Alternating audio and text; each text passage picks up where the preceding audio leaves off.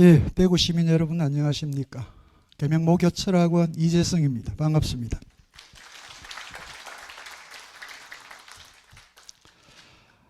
예, 오늘 제859회 모교철학 입문 포럼이고요. 주제는 포스트 휴먼과 기술이라고 하는 주제입니다. 오늘 강연해 주실 김재희 교수님을 여러분들에게 간단하게 먼저 소개를 올리겠습니다. 이화여자대학교 철학과를 졸업하셨고요. 서울대학교 철학과에서 석사 및 박사 학위를 취득하셨습니다. 이화여자대학교 이화인문과학은 HK 연구교수를 역임하셨고요. 현재는 을지대학교 교양학부 교수로 재직 중이십니다. 저서로는 2017년에 심홍동의 기술철학, 포스트 휴먼 사회를 위한 청사진이라고 하는 저서를 세상에 내놓으셨고요. 그리고 2020년에는 베르그송의 잠재적 무의식이라고 하는 저서도 세상에 내놓으셨습니다.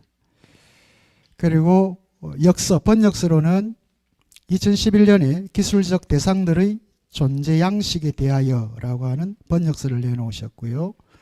그리고 2022년에 포스트 휴먼 지식이라고 하는 번역서도 세상에 내놓으셨습니다. 많은 학술 이 상도 이렇게 받으셨는데 제가 다 소개는 하지는 않겠고 대표적으로 대한민국 학술원 우수 학술 도서로 심홍동의 기술철학이 27년에 선정이 됐고요. 그리고 2023년에는 대한민국 학술원 우수 학술 도서로 포스트 휴먼 지식이 또 선정이 되기도 했습니다. 그래서 오늘 우리 이번 학기 주제들이죠. 포스트 휴먼이라고 하는 이 개념과 관련해서는 다른 어떤 분보다도 많은 연구를 해오시고 지금도 그렇게 하고 계신 분입니다. 김재희 교수님을 연단에 모시겠습니다. 여러분 큰 환영의 박수 부탁드립니다.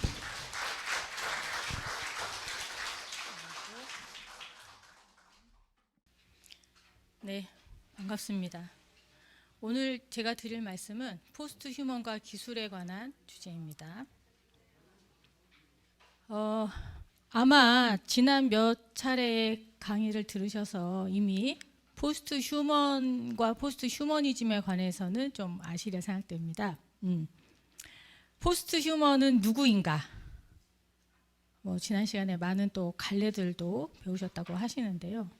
아마 기후위기라든지 기술혁명이라든지 이런 것들 때문에 최근에 등장한 담론이죠. 갑자기 휴먼이 아니라 포스트 휴먼이라는 개념, 포스트 휴머니즘이라는 개념 이런 것들이 이제 막 등장하기 시작했는데요. 개념적으로 조금 간단하게 정리를 하자면 포스트 휴먼은 인간 다음에 그리고 인간을 넘어서 등장할 어떤 존재다 이렇게 얘기할 수 있을 것 같습니다. 이때 인간 다음에 애프터, 인간 이후에 그리고 넘어서는 비욘드. 이 애프터와 비욘드라는 걸 합쳐서 이 포스트 휴먼 할 때 이 포스트란 접두어가 함축하고 있는 뜻이거든요. 이때 이제 인간 다음에라는 애프터란 뜻은 아무래도 진화론적으로 인간이란 종 이후에 어떻게 더 진화하고 변화된 종이 나올까. 또 비욘드라는 개념은 인간을 넘어서라고 돼 있잖아요. 그러니까 인간, 즉 기존의 인간이란 개념 또는 휴머니즘, 인간 중심주의 또는 인류 중심주의 이런 사상이나 문화적 측면에서 그 인간이 담고 있는 기존의 어떤 한계, 인간 안에 감추어진 어떤 불평등이나 부정이나 불합리 이런 것들을 넘어선, 극복한 그런 어떤 존재에 대한 기대가 담겨 있죠. 그래서 포스트 휴먼은 진화론적인 측면에서도 또 윤리적이나 문화사적인 사상사적인 측면에서도 기존의 인간을 넘어서는 기존 인간과는 다른 어떤 존재에 대한 형상을 얘기한다 이렇게 볼 수 있습니다. 그러니까 결국 이 말은 포스트 휴먼이 누구냐 이렇게 물으면 장차 도래할 그리고 현재 생성 중에 있는 현재 우리가 만들어가고 있는 그런 우리 자신이다 이렇게 얘기할 수 있습니다. 우리 자신이 지금 그 포스트 휴먼으로 변화해 가고 있는 거죠.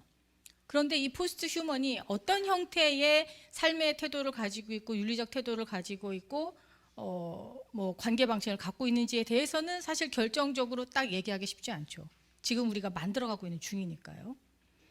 그런데 휴먼에서 포스트 휴먼으로 결정적으로 어떤 전환 지점을 마련한 게 뭘까라고 꼽자면 여러 가지 요인도 있겠지만 가장 중요한 거는 기술일 겁니다.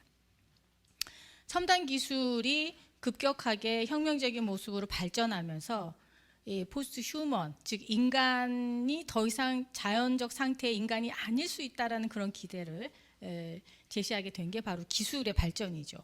그래서 오늘 다루게 될 것은 인간과 기술의 관계가 도대체 뭐길래 우리가 휴먼이 아닌 포스트 휴먼으로의 발전 또는 변화를 고민하게 됐을까?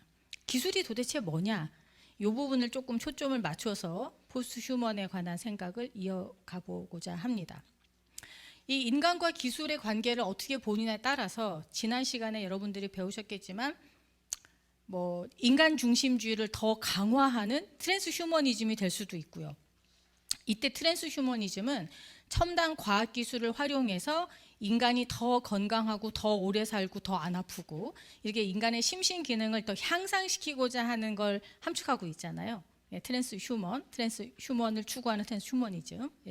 그래서 인간 중심주의를 그러니까 기술을 도구로 활용해서 첨단 기술을 도구로 활용해서 인간의 능력을 더 향상시키고 강화하자. 이런 의미에서 트랜스 휴머니즘으로 나갈 수도 있고요. 이 포스트 휴먼에 관한 미래를 그릴 때 또는 기술의 잠재력을 인간과 좀 독립적인 어떤 역량을 가진 것으로 보고서 인간과 비인간의 어떤 공생이라든지 상호 협력이라든지 이걸 강조하는 쪽으로 그래서 윤리적인 포스트 휴머니즘 쪽으로 나갈 수도 있어요. 그래서 인간과 기술의 관계 방식을 어떻게 보느냐에 따라서 포스트 휴먼의 그 미래의 존재론적 양상도 달라질 수 있습니다. 그래서 오늘 우리가 기술이 뭐냐에 대해서 좀 한번 고민해 볼 필요가 있어요. 보통 기술 그러면 이제 테크닉 또는 테크놀로지 두 개 다 기술이라고 번역하거든요. 근데 이 기술이란 말의 기본적인 그리스죠. 그러니까 라틴어적인 어원을 따지면 테크네라는 말에서 나온 거죠. 테크네란 말은 인간의 모든 제작 활동을 위한 알이에요.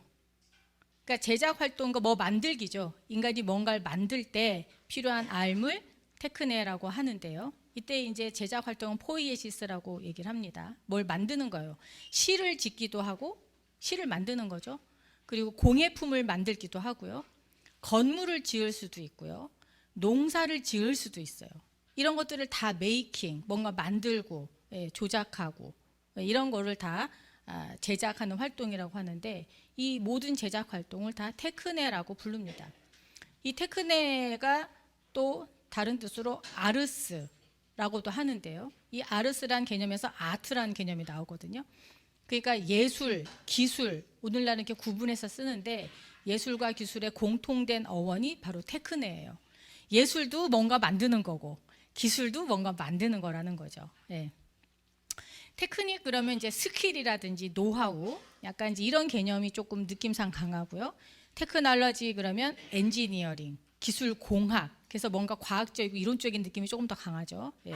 어원상으로는 둘 다 테크네에 속한다.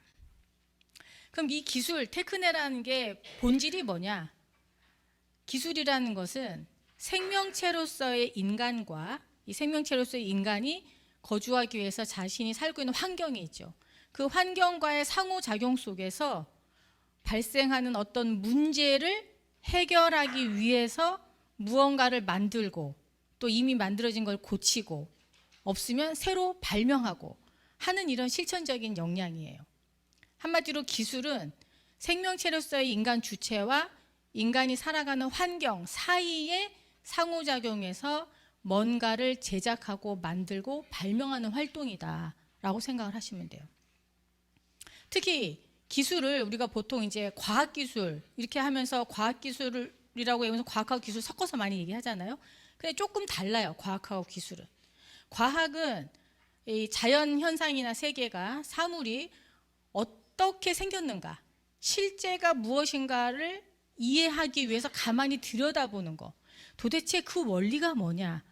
어떤 원리에 따라서 이 자연이 이렇게 돌아가고 법칙이 뭐지? 하고 실제를, 현실을 더 잘 이해하기 위해서 들여다보는 이론적 지식이 과학이라면, 기술은 얘가 도대체 실제가 어떻게 돌아가는지 모르겠지만 지금 무슨 문제가 발생했어. 그럼 그거를 해결하기 위해서 어쨌든 뭔가를 만들어야 되는 거예요. 길이 막혔다. 그럼 길을 뚫어야 되고요. 뭐 갑자기 아침에 세수하는데 물이 안 나온다. 그럼 물이 나오게 만들어야 되고요. 뭐 이런 식으로 자기가 지금 평소 살아가는데 급격하게 이게 연속적으로 이어가던 어떤 활동을 할 수 없는 불연석이라든지 뭔가 양립 불가능한 갈등이라든지 이런 문제가 발생했을 때 그거를 해결하는 실천적인 작업이 기술인 거예요. 그러니까 과학은 조금 이론적인 사유라면 기술적 활동을 할 때 과학적인 지식이 필요는 하겠죠. 그렇지만 반드시 필요한 건 아니고요. 기술은 문제를 직접 해결하고자 하는 어떤 제작 활동, 발명 활동이다. 이렇게 생각하시면 됩니다. 그래서 실제로 현실을 변화시키는 것은 과학의 발전이라기보다는 기술의 발전이에요. 기술이 과학 이론을 토대로 하긴 하지만 실제로 현실을 변화시키고 변혁하는 것은 언제나 기술이었다. 기술이 직접 나 자신과 환경과의 관계에서 뭔가를 해결하는 실천 역량이기 때문이죠. 제가 뭐 강의 그 자료에도 좀 말씀을 드렸는데요. 이 질베르 시몽동이라는 철학자 제가 잠깐 소개시켜 드리려고 합니다. 이 프랑스 기술 철학자는 이제 89년에 돌아가셨는데요. 이분이 생전에 이제 활동하시던 시기보다는 돌아가시고 나서 90년대 이후 2000년대 들어와서 갑자기 조명받고 발굴된 그런 철학자라고 할 수가 있어요. 왜냐하면 기술 철학이 지금 이 시대에 요구되는, 이 시대가 필요로 하는 기술에 대한 이해를 담고 있기 때문이거든요. 이 철학자가 등장하기 전에 기술에 대한 철학적 논의들은 뭐 하이데거라든지 뭐 자크 엘윌이라든지 뭐 마르쿠제라든지 뭐 현대 뭐 철학자들이 쭉 있습니다만 대부분의 기술에 관한 철학적 논의들은 기술을 폄하했어요. 기술 때문에 인간 문화가 망한다. 기술이 발달하면서 인간성을 뭐 파괴시킨다. 기술 문명 때문에 인간이 비인간화된다. 이런 식의 기술 비판적인, 그래서 기술 문명에 대한 비판적인 논의들이 많이 있었거든요. 근데 이 시몽동이란 철학자는 그게 아니었어요. 기술과 인간의 관계를 너무 인간 중심적으로 생각한다. 기술도 인간만큼이나 독자적인 자기 고유의 존재 방식이 있고 진화의 논리가 있다는 거예요. 그리고 인간과 기술은 상호 협력적으로 같이 공진화하는 존재지 기술이 인간의 도구, 인간의 어떤 편리한 생활을 위한 어떤 노예처럼, 도구처럼 그렇게 쓰이는 존재가 아니라는 것을 주장한 철학자예요. 그래서 굉장히 당시에는 이제 이슈가 됐었죠. 모든 철학자들이 기술이 문제야, 기술 때문에 인간이 잘못되고 있어, 막 이렇게 비판할 때 기계나 기술적 대상들을 노예 취급하면 안 된다. 이렇게 이제 문제 제기를 했으니까요. 이 시몽동이란 철학자의 얘기를 한마디로 요약하면 인간과 기계의 관계는 지휘자와 오케스트라의 관계와 같다고 얘기합니다. 지휘자가 지휘를 하는데 오케스트라가 없으면 안 되겠죠. 오케스트라도 지휘자가 없으면 좋은 연주를 할 수가 없어요. 서로 둘이 반드시 필요로 하는 존재라는 거죠. 인간은 오케스트라를 지휘하는 지휘자와 마찬가지로 자신이 개량하고 발명하고 조작하는 기계들과 더불어서 존재합니다. 인간이 언제부터 인간이었냐? 언제부터 호모 사피엔스 되고 뭐 호모 네안데르탈 되고 하면서 이 인간화, 그러니까 동물이 아닌 인간으로 언제부터 등극할 수 있었느냐? 기술적 대상들이 등장하면서부터죠. 인간이 흙바닥에 떨어져 있던 돌멩이를 그냥 돌로 두는 것이 아니라 그거를 떼어내서 다듬고 손질하고 타재석기로 만들면서 비로소 인간이 된 거거든요. 인간이 인간다운 생활을 하기 시작한 것은 기술적 도구들과 대상들과 더불어서라는 겁니다. 그래서 인간은 늘 자신이 만든 기술적 인공물들과 같이 살아요. 지금 우리도 그렇지 않습니까? 순수한 자연적 대상에서 살고 있지 않습니다. 인간이 된 이후부터는 늘 자연물과 인공물이 뒤섞여 있는 환경 속에서 살아왔어요. 그리고 지금은 더더욱 인공물 중심으로 다 만들어진 세계에 살고 있죠. 우린 순수 자연 환경 속에 살고 있지 않다는 거예요. 여기서 한 가지 더, 인간을 배제하면서 생명체를 흉내내는 순수한 자동성은 SF적인 상상에 지나지 않는다라고 또 얘기합니다. SF 영화 보면, 미래 공상과학 이렇게 영화들 보면 전부 디스토피아잖아요. 어떤 디스토피아? 기계제국, 인공지능, 뭐 로봇, 얘네들이 다 자율화돼 가지고 다 자동성을 가지고 있어서 막 인간을 지배하고 인간을 노예화하고 인간 말 안 듣고 막 이런 그 기계제국으로 나오잖아요. 그게 다 인간의 잘못된 그러니까 어떤 그 두려움을 반영한 상상력이라는 거예요. 실제 기술은 그렇지 않다는 거죠. 그러니까 심홍동은 기계나 기술의 본성을 잘 알면 인간을 배제하면서 생명체를 흉내내는, 완벽히 자기 그 자율성과 완전 자동화된, 인간이 필요 없는 그런 기계라는 것은 불가능하다라고 얘기해요. 인간이 기술적 대상들과 더불어서 살아가야 되는 것만큼 기계들도 인간 없이는 살 수가 없다는 겁니다. 이 심홍동의 깊은 철학적 내용에 따르면 인간이든 기계든 모든 개체는 항상 개체와 환경 한 쌍으로 존재합니다. 우리 자신도 마찬가지예요. 우리 인간도 하나의 개체고 독립적인 주체고 자율적인 주체고 이렇게 강조하지 않습니까? 그렇지만 주변에 나라는 존재가 개체로서 존재하기 위한 존재 조건 없이는 살 수가 없어요. 내가 나로서 살아가기 위해서는 필요한 인공물들도 항상 있어야 되고 주변에 사람들도 있어야 되고 거주 환경이 구성되어 있어야 돼요. 그러니까 모든 생명체는 각자 자기 생명을 존속하기 위해 적합한 자기 자신만의 그 생존 환경이 있어야 되거든요. 진드기는 진드기가 살 수 있는 환경이 있어야 되고 모기는 모기가 살아갈 수 있는 환경이 조성이 돼야 살아갈 수가 있잖아요. 그런 것처럼 모든 개체들은 자기가 살아갈 수 있는 존재 조건이 형성이 돼야 그 환경 속에서 살아간다는 거예요. 기계도 마찬가지예요. 아이폰이라는 기계, 스마트폰 기계가 있다. 그 단말기 하나만 딱 들고 있으면 그게 작동합니까? 뭐 충전기도 있어야 되고 전기도 흘러야 되고 와이파이도 형성이 돼야 되고 뭐 이런 게 돼야지 이게 기본적으로 스마트폰이라는 기능으로 작동을 하는 거잖아요. 모든 기계는 그 기계가 자신의 고유한 작동을 하기 위한 환경이 갖추어져야지 돼요. 사람도 그렇고 기계도 그렇다는 거예요. 그런 점에서 보면, 큰 틀에서 보면 인간과 기계는 서로의 존재 조건이고 서로의 환경입니다. 기술적 인공물들이 진화하고 발전하면 그만큼 인간의 삶의 환경도 좋아지고 발전하는 거니까 인간의 삶의 환경이 달라지는 거예요. 그리고 인간의 지적 수준이나 삶의 수준이 높아지면 그만큼 인공물들을 발명하거나 새롭게 개량하거나 하는 지적 수준도 높아지기 때문에 기계들도 또 달라지는 거죠. 그래서 인간과 기계는 항상 이렇게 환경과 개체로서 서로의 존재 조건이다. 이거를 기계들을 단순히 인간의 편리를 위한 어떤 도구로만 볼 수는 없다. 라는 얘기입니다. 그래서 이 기술이라는 것은 사실은 노동이라는 개념보다 훨씬 더 근원적이고 더 큰 범주의 개념이다. 이렇게 주장을 합니다. 왜냐하면 기술은 인간이라는 생명체와 자신의 존재 조건인 환경 사이에 상호작용하는 방식을 얘기하는 거니까요.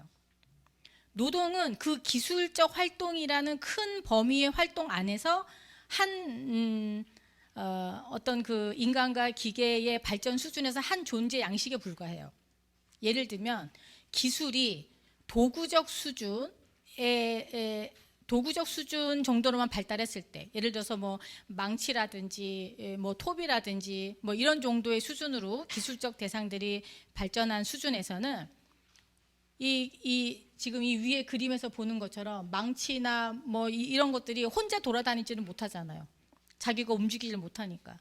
그럼 인간이 손에 그 도끼나 망치를 잡고 움직여줘야 그 망치의 기능을 작동할 수 있는 거예요. 그러니까 인간의 신체를 직접 움직여서 기술적 대상들을 움직이고 뭐 이렇게 하는 그 수준, 기술성이 그 정도밖에 발달하지 않았을 때는 인간이 자신의 노동력, 육체를 움직여서 기술을 활용할 수밖에 없는 그때에 적합한 개념이 노동이란 개념이다. 노동은 작은 범주의 개념이다. 이렇게 얘기하는 거고, 기술적 활동은 인간이 인간으로 살기 시작했을 때부터 환경과의 관계 방식을 규정하는 것이고, 그래서 노동으로 결코 환원되지 않는다. 기술이 도구적 수준에 있을 때, 그리고 또는 기술이 점점 발달해서 기술성의 수준이 뭐 인간의 동력 필요 없이 혼자 자동기계로 움직이기 시작할 때, 그때도 늘 그 기술적 활동은 그 노동보다는 더 큰 범위에서 그 기계들의 작동을 주의를 한다든지, 그것들을 개량한다든지, 만든다든지, 발명한다든지 하는 모든 활동을 포함하고 있다는 거예요. 근데 현대 사회는 인간의 모든 활동을 대체로 노동으로 환원하는 경향이 있잖아요. 육체 노동, 옛날에는 몸을 움직이는 거 육체 노동이라고 그러죠. 그 이후에는 정신을 쓰는 거 정신 노동, 그 다음에는 감정을 쓰는 거, 미소를 보내고 서비스를 하고, 이런 감정도 노동, 감정 노동. 언제부터 우리가 인간의 모든 활동을 노동이라는 개념으로 환원하기 시작했다는 거예요. 근데 사실은 그렇게 노동으로 환원하는 이유는 뭘까요? 시간당 얼마 계산하려고 그러는 거죠. 근대 산업화 이후에 임금 노동으로 인간의 모든 활동을 계산하고 돈으로 계산해서 임금을 주고 하는 방식으로 하려다 보니까 인간의 모든 활동을 노동 중심적으로 생각하게 됐다라는 거고요. 노동은 그래서 한 시기에 기술성이 인간의 노동을 필요로 하는 그 시기에만 적합한 개념이고, 실제로 인간의 대부분의 활동은 기술적 활동으로 봐야 된다. 이렇게 얘기를 합니다.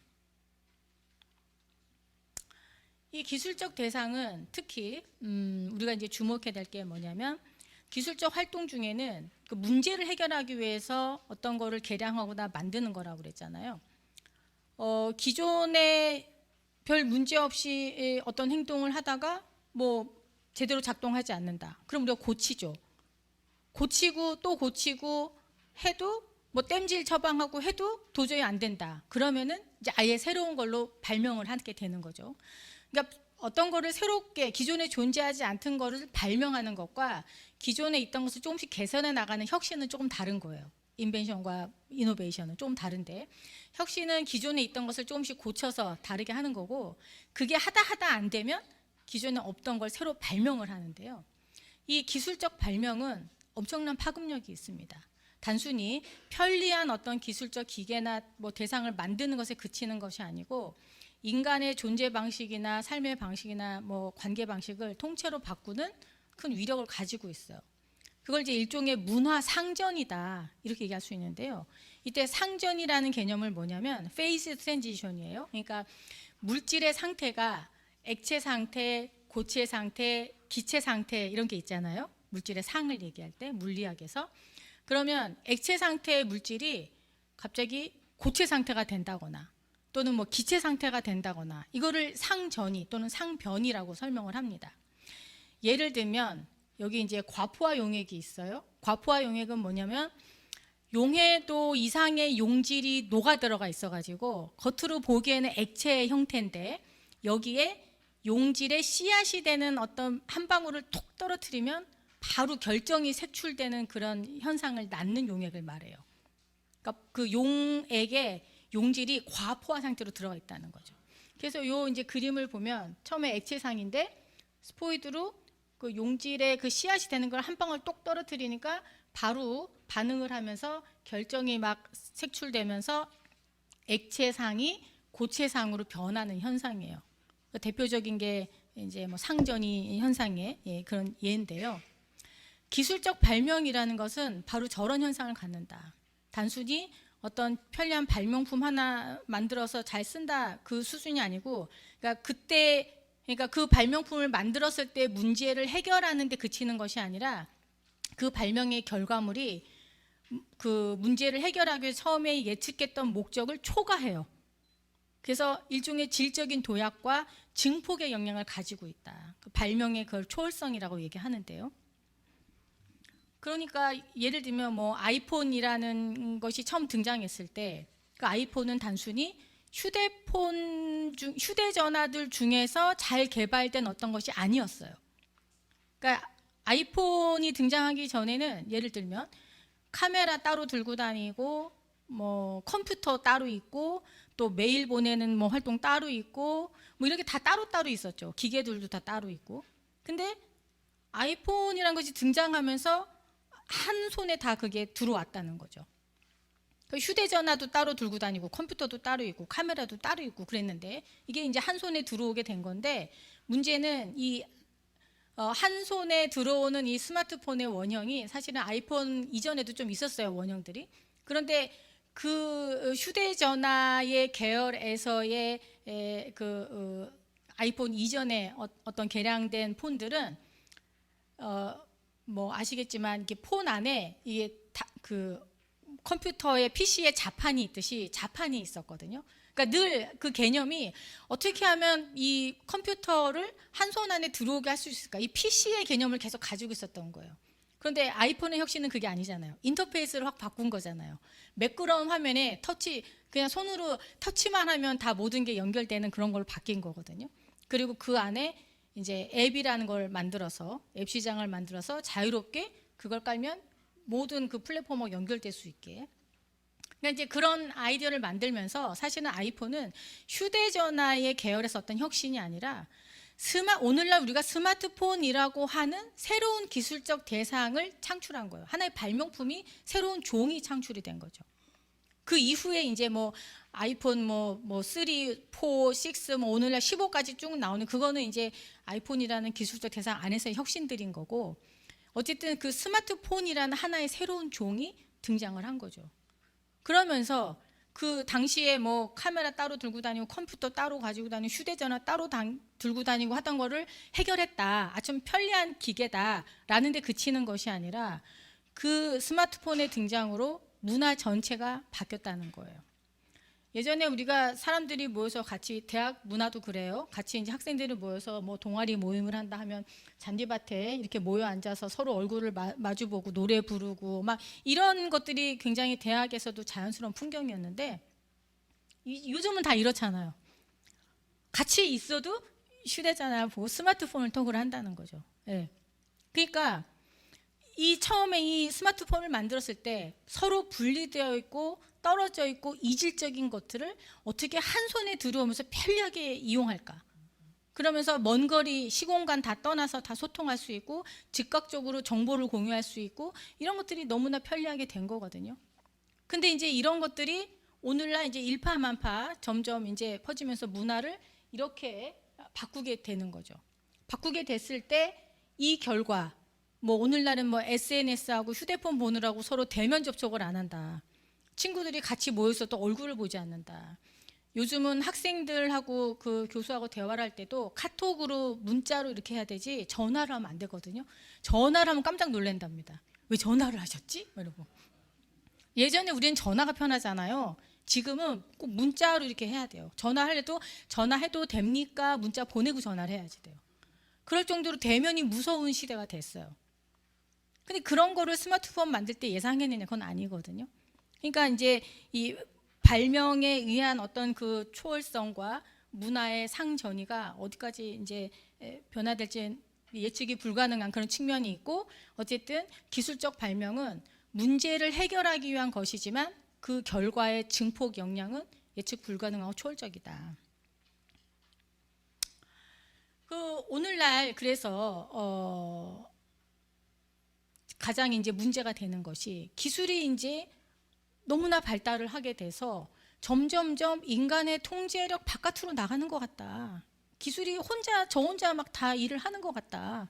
이런 것 때문에 굉장히 이제 고민을 많이 하고 걱정을 하죠. 기술적 대상들이 자동화된다. 즉 인간의 손을 떠나는 것 같다라는 것은 어떤 의미냐? 사실은 아까 이제 심홍동적인 그 관점에서 보자면 인간과 기술은 서로의 존재 조건이고 환경이기 때문에 인간을 필요로 하지 않는 완벽한 자동화라는 것은 기술성의 궁극적인 목표가 아니에요. 그리고 기술은 본질적으로 그렇게 될 수도 없고요. 아무리 자율적으로 활동하는 AI도 인간 설계자가 없으면 작동하지 않습니다. 스스로 모든 걸 발명하고 문제를 제시하고 해결하는 AI는 나올 수가 없어요. 인간이 문제를 제기해주고 뭘 발명해라라고 얘기해야 뭘 하는 거지 AI는 그럴 필요가 없죠. 예. 자신이 거주하는 환경에서 문제를 제기하고 뭔가 해결하고자 하는 의지를 갖는 것은 생명체인 인간만이 갖는 능력이죠. AI는 스스로 발명하지 않아요. 스스로 문제를 만들지 않아요. 문제를 주는 건 언제나 인간이죠. 그러니까 자동화라는 것은 어쨌든 완벽하게 기계들끼리만 작동하는 그런 기계들은 없다는 거예요. 어디 한 끝은 항상 인간이 있어야 된다는 거죠. 그런데 우리는 보통 그 자동화된 기계에 대한 두려움이 있어요. 그래서 SF 영화도 그렇게 나오는 거고요. 기술성의 발전 단계를 보면은 초창기에는 저렇게 인간이 기계들을 움직여줘야 됐어요. 기계가 스스로 못 움직이니까. 이게 기술성이 도구성 수준에서만 발달했을 정도 그 수준에서의 인간과 기계의 관계죠. 예. 그런데 산업화됐을 때 자동화된 기계가 등장하고 공장 시스템이 작동하기 시작했을 때 인간은 이제 가운데 그림을 보시면 기계가 스스로 움직이고 뭔가를 만들고 있는데 인간은 보조 역할을 하는 거예요. 옆에 기름칠을 한다거나 뭘 좀 돕는다거나 실제로 노동은 기계가 하고 있는 것처럼 보이는 거죠. 그래서 저때 러다이트 운동이 일어나잖아요. 이놈의 기계가 인간의 노동을 빼앗는다. 인간의 일자리를 빼앗는다. 노동으로부터 소외된다. 그래서 막 기계를 막 부시고 하는 일들도 일어나는데요. 그걸 더 지나서 지금 오늘날에는 이렇게 공장이 되고 있어요. 이제는 아예 공장 안에 사람이 1도 안 보여요. 모든 걸 다 기계가 스스로 알아서 하는 거죠. 그러나 인간이 완전히 없느냐? 아니죠. 어디 관리실 뭐 이런 데서 딱 이렇게 컴퓨터 화면으로 이렇게 모니터로 보는 거죠. 프로그래밍하고 기계와 기계가의 작동이 어떻게 소통되고 있는가 전체적으로 관리하고 거기서 조정을 하는 거죠. 컴퓨터실이나 이런 데서. 여전히 인간은 존재해요. 그러니까 문제는 기계가 자동화되면서 인간을 노동하는 일자리에서 뺏는 게 문제가 아니고 기술이 그만큼 발전하면 그 발전된 속도에 맞춰서 인간과 기계의 관계도 바뀌어야 된다는 거예요. 힘든 노동을 자동화된 기계가 대신해준다. 그러면 아싸 편하고 좋네. 인간은 다른 일을 해야 되는 거죠. 기계가 인간의 힘든 일을 대신해준다. 그럼 인간은 뭘 할까? 그 노동하는 기계를 돌보고 관리하고 하는 일을 할 수 있는 거예요. 그리고 남는 시간 다른 걸 해야 되는 거죠. 그런 방식으로 인간의 삶의 방식을 발견하고 변화시켜 나가야 되는 거예요. 그런데 그걸 아직 하지 못했기 때문에 아직까지도 기계와 인간 사이에 노동이나 일을 중심으로 갈등이 일어나는 거죠. 지금 오늘날에는 이제 기술의 단계가 훨씬 더 많이 발달해서 지금 현재 우리는 디지털 대전환의 시기에 살고 있다고 하죠. 뭐 산업혁명 훨씬 넘은 시기죠. 이제 21세기는 아까 그 스마트폰이 등장하면서 많은 사람들을 서로 연결시키고 정보를 실시간으로 공유할 수 있게 하고 그래서 나온 긍정적인 효과가 모든 지식을 모든 사람이 바로 습득할 수 있게 했다. 그러니까 정보의 뭐랄까 대중화. 예, 그래서 그 스마트폰을 가지고 정보를 접속할 수 있는 모든 사람들의 지적 수준이 동시에 다 올라가게 만든 거. 예, 이런 것들이 아마 긍정적 측면으로 볼 수 있지 않을까 생각이 들고요. 또는 다른 측면으로 보자면 그 스마트폰이 모든 사람이 정보를 바로바로 습득하고 할 수 있게 했기 때문에 오늘날 놀라운 그 챗 GPT 같은 인공지능의 발전도 나온 거죠.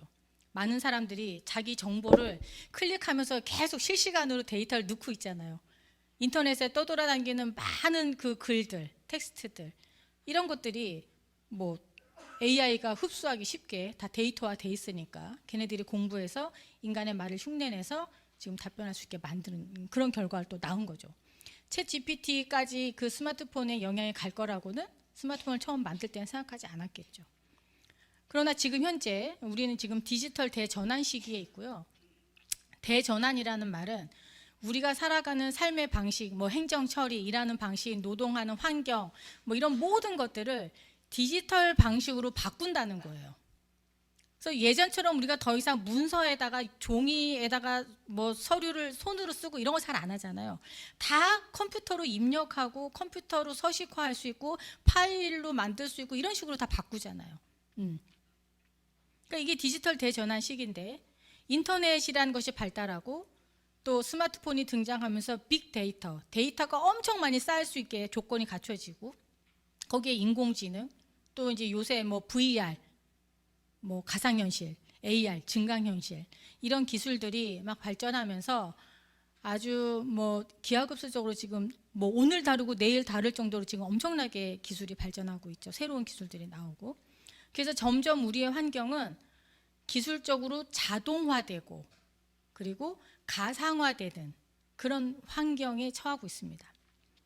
우리가 현실 세계만 사는 것이 아니라 코로나19 시절에 우리가 다 겪어봤죠. 메타버스라든지 그래서 비대면 상황에서 어떻게 우리가 기존에 하던 그 일처리나 뭐 이런 것들을 다 할 수 있을까 해서 가상세계 들어가서 일하고 공부하고 이런 걸 다 하지 않았습니까? 그래서 현실이 가상하고 이제 가상세계로까지 확장된 그런 현실 그리고 모든 것이 정보 데이터로 자동화되는 그런 현실 그런 환경 속에 지금 살고 있다는 거예요. 이 시기는 한마디로 이렇게 요약하면 AI가 빅데이터를 기반으로 생활에 유용한 플랫폼 서비스를 언제 어디서나 제공한다. 이걸로 요약할 수 있을 거예요. 우리 환경이 지금 그렇게 돼가고 있습니다. 그럼 이런 시기에 인간과 기술적 대상의 관계가 어떻게 되고 있냐? 더 이상 우리는 인간 중심적인 패러다임을 살아갈 수가 없어요. 인간과 비인간이 네트워크를 하고 상호 협력을 해야만 살아갈 수 있는 그런 세상으로 가고 있는 거예요.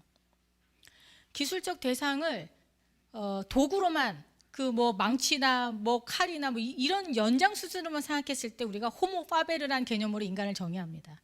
도구적 인간, 호모 파베르, 휴먼은 호모 파베르다. 이거는 기술적 도구를 활용해서 노동하는 인간이라는 개념에 적합한 거고요. 오늘날에는 더 이상 노동 수준이 아니라 기술적 활동을 하는 수준 세상이잖아요. 포스트 레이버, 탈노동의 시대예요. 탈노동은 다시 말하면 협소한 노동이 아니라 넓은 의미에서 기술적 활동을 하는 거니까 크리에이터, 메이커, 인벤터 이런 개념들이 적합한 거죠. 노동자가 더 이상 아니라는 거예요. 그러니까 포스트 휴먼은 호모 파베르가 아니고 호모 포이에티쿠스다 이렇게 얘기할 수 있을 정도죠. 이때 포이에티쿠스는 앞에서 얘기했듯이 테크네는 모든 인간의 제작 활동, 포이에시스를 위한 알미다 그랬잖아요. 이 포이에시스에서 온 거예요. 제작한다, 만든다. 크리에이터, 메이커 그런 뜻이에요. 호모 파베르가 아니에요 이제. 기술적 대상과 더불어서 뭔가 새로운 걸 만들고 현실 환경을 바꾸고 창조하고 이런 거지 힘들게 도구 가지고 뭐 노동하고 뭐 이런 존재가 더 이상 아니라는 거죠. 더군다나 이 포스트 휴먼, 호모 포에티쿠스의 포스트 휴먼은 인간과 비인간이 상호 협력해서 뭔가를 만들어요. 인간 혼자 뭘 만드는 세상이 아니라는 거죠. 예. 조금 더 설명드리면 우리는 이미 순수 자연 환경에 살고 있지 않고 본성상 인간은 기술적 대상들과 더불어서 살고 있지만 지금 시대는 더 그렇다는 거죠. 여러분들이 살고 있는 주변 환경, 집이나 회사나 뭐 이런 공간 다 보세요. 순수 자연 환경 찾기가 더 힘듭니다. 모두가 인공물들로 가득 차 있고요. 현실과 가상, 인공과 자연이 융합되고 그래서 확장된 환경 속에서 산다. 인간이 자연 환경 속에 산다 이런 얘기 하면 안 된다는 거예요 이제는. 예. 오히려 기술 환경 속에서 산다고 얘기를 해야 돼요. 그리고 인간은 더 이상 순수 자연적 생명체로서 이렇게 살아가는 게 아니라 늘 인간과 기술적 대상들이 결합된 인간과 기계의 앙상블로 살아간다 이렇게 봐야 된다는 거예요. 우리의 기억력은 여러분들은 다 스마트폰 가지고 계시지만 이미 여기 스마트폰 안에 들어있어요. 스마트폰 잃어버리면 집 전화번호도 잃어버리고 친구 전화번호도 잃어버리고 오늘 뭐 해야 될지도 다 까먹어요. 여기에 다 들어있습니다. 나의 기억이 이 스마트폰 안에 다 들어있어요. 그죠? 나의 모든 정보가 여기 다 들어있어요. 나의 기억이 이 생물학적인 뇌에만 있는 것이 아니라 기술적 대상 안에 외재화, 바깥에 나와 있어요. 익스텐디드, 나의 기억은 이미 확장돼 있어요. 기술적 대상으로. 그리고 요즘 젊은이들 보세요. 뭐 손주들 보셔도 되고, 뭐 자녀분들 보셔도 되고, 우리가 지금 뒤늦게 이 디지털 세계에 뛰어든 디지털 이주민이라고 그러거든요. 중장년들을. 예. 근데 G세대나 알파세대, 20대나 10대 보면은 디지털 원주민이에요. 그들은. 태어날 때부터 아이패드 보고 스마트폰 보고 자라가지고 그냥 엄지손가락이나 손가락이 남달라요. 탁탁탁탁 막 문자 보내고 막 검색하면 탁탁탁 찾고. 우리는 그게 아니잖아요. 항상 생각할 때 사물을 주의를 기울이고 뭘 들여다볼 때도 마치 책을 읽듯이 한 장 한 장 꼼꼼히 보고 다 보면 한 장 넘기고 이런 식의 주의력이 우리는 발달돼 있거든요. 중장년 여러분들은. 근데 G세대나 알파세대는 아니죠. 스크롤, 항상 두루룩 스크롤해서 보는 주의력이에요. 훑어보면서 전체를 보기 때문에 꼼꼼한 읽기를 못합니다. 강의할 때 요즘 학생들은 책 읽는 걸 힘들어해요. 책을 한 줄 한 줄 읽는 거를 괴로워합니다. 그냥 유튜브를 보고 뭘 이해를 한다거나 스마트폰이나 PC에 나온 화면 이렇게 보는 걸 좋아하지 책을 꼼꼼히 읽는 거 괴로워해요. 특히 요즘은 더 영화도 못 봅니다. 젊은이들은. 영화관에 가면 영화가 길잖아요. 장편의 그 서사를 따라가기가 쉽지가 않아요. 그냥 짧은 숏이라고 그러죠. 5분 또는 1분 점점 짧은 동영상을 읽고 딱 보고 뭐 캐치하고 이런 것에 적합하지 긴 서사를 소화하기가 쉽지가 않아요.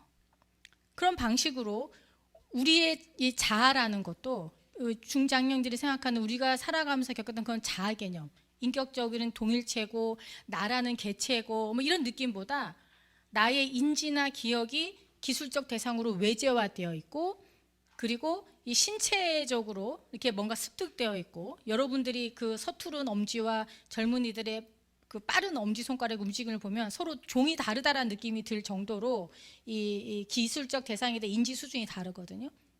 그리고 늘 메타버스라든지 뭐 비대면 환경, 그러니까 가상 환경 아니면은 인터넷 정보 환경하고 실제 물리적인 환경하고를 왔다 갔다 하면서 동시에 사유하기 때문에 주의력이 항상 산만해요. 산만한 가운데 뭔가를 캐치하고 있어요. 그러니까 디지털브 데이터, 우리의 자아는 이미 인바디드, 신체를 통해서 다른 방식으로 인지화되어 있고 기계를 통해서 익스텐디드 확장되어 있고 여기저기 디지털브드 분산된 그런 주의력을 가지고 자아로 지금 바뀌고 있어요. 요즘 세대들은. 그래서 포스트 휴먼이 누구냐 그러면 사이보그라고 얘기하면 안 돼요. 사이보그는 그냥 유기체에 비유기체적인 이물질, 기술적 물질들이 들어와서 이 안에 뭐 임플란트 심고 여기 뭐 무릎에 뭐 인공 관절 넣고 이런 사이보그만 생각하면 안 된다는 거죠. 우리는 디지털 환경 속에 융합되고 확장된 환경 속에 거주하는 인포그다라고 얘기할 수 있어요. 인포그란 개념은 사이보그란 개념에서 파생된 개념인데요. 생명체는 바이오스피어, 생명체가 거주하는 환경에서 살잖아요. 인포그는 인포스피어, 정보 생태계에 살아요. 정보계에서 살아요. 우리는 더 이상 생명체로서 바이오스피어에 사는 것이 아니라 정보 세계 안에서 거주하는 인포그로 산다는 거예요. 어떻게 보면 포스트 휴먼은 사이보그란 개념보다 인포그란 개념이 더 적합할지 몰라요. 오늘날 우리가 만들어 갖고 있는 포스트 휴먼은 지금 우리가 휴대폰이든 뭐 인터넷이든 뭔가 이렇게 와이파이 터지고 인터넷 접속 안 되는 세상 살 수가 없잖아요. 한시도. 정보 환경에서 사는 거거든요. 늘 거기에 접속해서 살아야 되고 그 인포스피어하고 뭔가 접속이 좀 떨어졌다. 접속이 잘 안 된다. 그러면 막 손톱 물어뜯고 불안하고 막 이런 거예요. 마치 물고기가 물에서 떠나오면은 숨쉬기 힘든 것처럼 우리 인포그들은 인포스피어 안에서 거주한다는 거죠. 그리고 또 다시 얘기하면 인간이라는 개체는 예전에는 근대적으로 보면 하나의 불가분한 개체, 인디비듀얼, 나라는 개체, 인디비듀얼이에요. 인이 부정적도고 디비듀얼은 나눠진다는 뜻이거든요. 나라는 개체는 더 이상 나눠질 수 없는 존재, 유일한 독특한 존재, 이런 개념이었는데 이제는 디비듀얼이 돼간다 이렇게 얘기합니다. 앞에 인이라는 부정접두가 빠져요. 그러면 디비듀얼은 무한히 나누어질 수 있는 존재가 되는 거예요. 그럼 어떻게 나누어지냐? 우리 자신이 데이터가 되기 때문이죠. 항상 정보 생태계 안에 사는데 우리는 항상 아이디, 패스워드 해서 들어가야 되잖아요. 거기 접속하면 우리 자신은 누구다? 데이터 덩어리예요. 보험회사에서 볼 때 필요한 데이터들, 어떤 플랫폼 상품을 파는 매장에서 볼 때 그 매장에 필요한 그 상품을 소비할 소비자로서의 데이터 덩어리들, 내가 인터넷에서 뭔가 검색을 하는데 내가 주체적으로 검색을 하고 있는 것 같죠? 검색을 하다 보면 어느 순간 인터넷에서 제안을 해오잖아요. 당신이 평소에 좋아하는 것들은 이런 겁니다. 뭐 무슨 옷을 하나 고른다. 그러면 평소에 내가 골랐던 옷, 취향 다 미리 제안해주면 이런 거 어떠세요? 하면서 막 떠요, 배너가. 그죠? 책을 하나 고른다고 그래도 평소에 당신이 읽으면 좋을 책 하면서 미리 추천을 해줍니다. 알고리즘이 다 알아서 추천해줘요. 유튜브가 그런 힘이죠. 자기가 보던 유튜브 비슷한 거 계속 띄워주잖아요.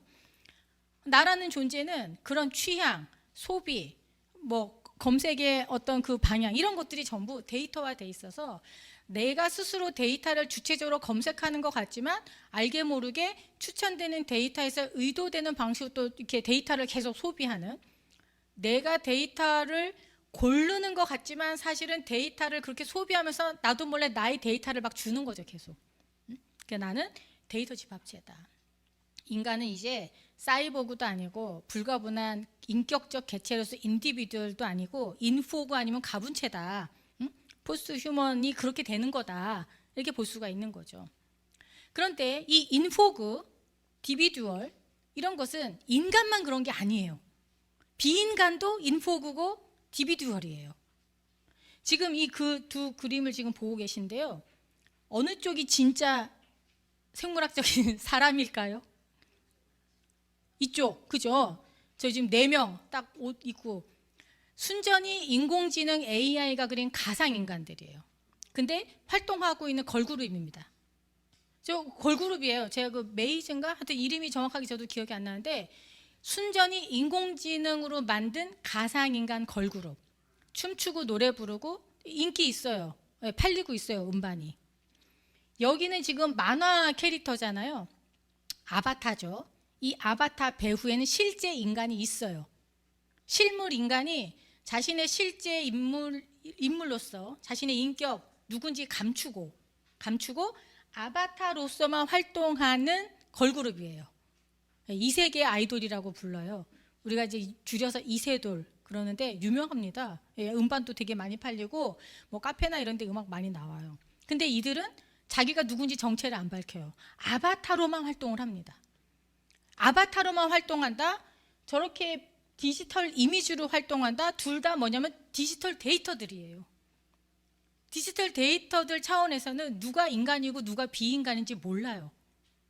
다 노래 부르고 춤추고 똑같이 활동하는 거죠.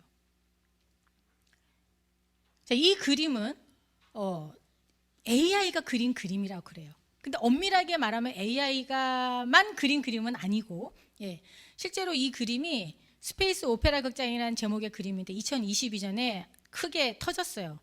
오늘날에는 신기하지도 않아요. 이제 너무나 익숙하죠. AI가 그림 그리는 게. 근데 처음에 이 작품이 등장했을 때 미술 대회에서 1등을 했다고 그래서 이게 이슈가 됐던 거예요. 미술 대회에서 1등 했대. 제이슨 앨런이 낸 작품이구나. 그런데 알고 봤더니 AI 미드저니가 그렸다. 이렇게 나온 거예요. 그래서 아니 인공지능이 그린 그림이 어떻게 미술 대회에서 1등을 하냐. 이 그림을 그릴 때 제이슨 앨런이라는 화가는 붓질 한번 한 적이 없어요.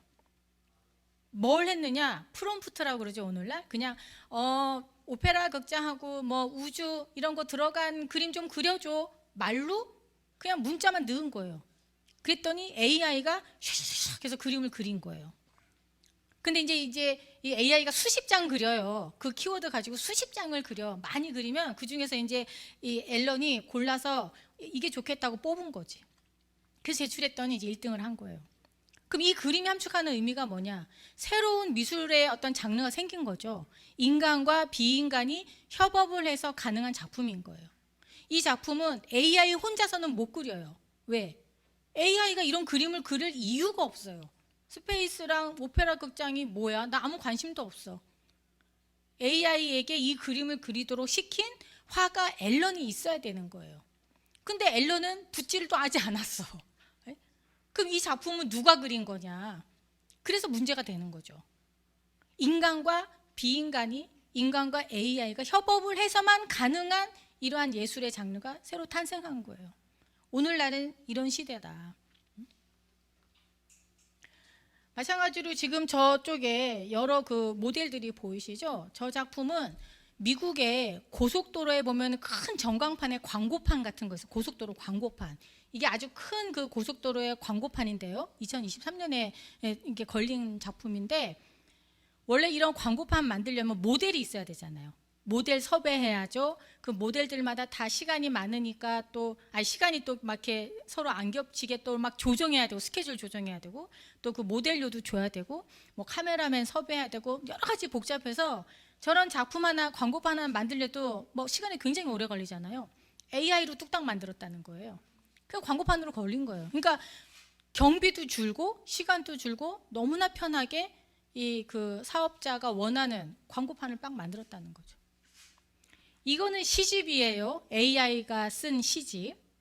이것도 작년 아니고 그 전에 나왔나? 조금 일찍 나왔는데요. 카카오 브랜드에서 만든 어떤 그 시아라는 인공지능을 통해서 시집을 만들었는데요. 인공지능이 시를 쓴다. 이것도 지금 오늘날은 뭐 놀라운 건 아니죠. 지금은. 예. 그러니까 인공지능한테 봄이니까 봄에 관한 시 한 편 써줘. 그 주문만 하면 인공지능이 그 시에 관한 학습을 많이 했으니까 한 뭐 만여 편 이게 공부를 했다. 그럼 거기서 막 짜집게 해가지고 봄에 관한 시를 그럴듯하게 써내요. 아주 이질적으로 야 브로콜리랑 모교 인문철학이랑 들어간 시 좀 써줘. 완전 말도 안 될 것 같고 상상도 안 되잖아요. 그럼 또 시 씁니다. AI가 써내요. 예. 그러니까 그런 수십 장의 시들을 써서 골라서 시집으로 묶어서 낸 거죠. 근데 여기서 중요한 거는 인공지능이 시가 뭔지 알고 썼을까요? 그냥 그 키워드와 비슷한 것들 다 골라서 그냥 쓰는 거죠. 그럼 그 중에서 이거는 시가 되겠다, 이거는 시적이지 않아, 고르는 건 누구다? 사람이죠.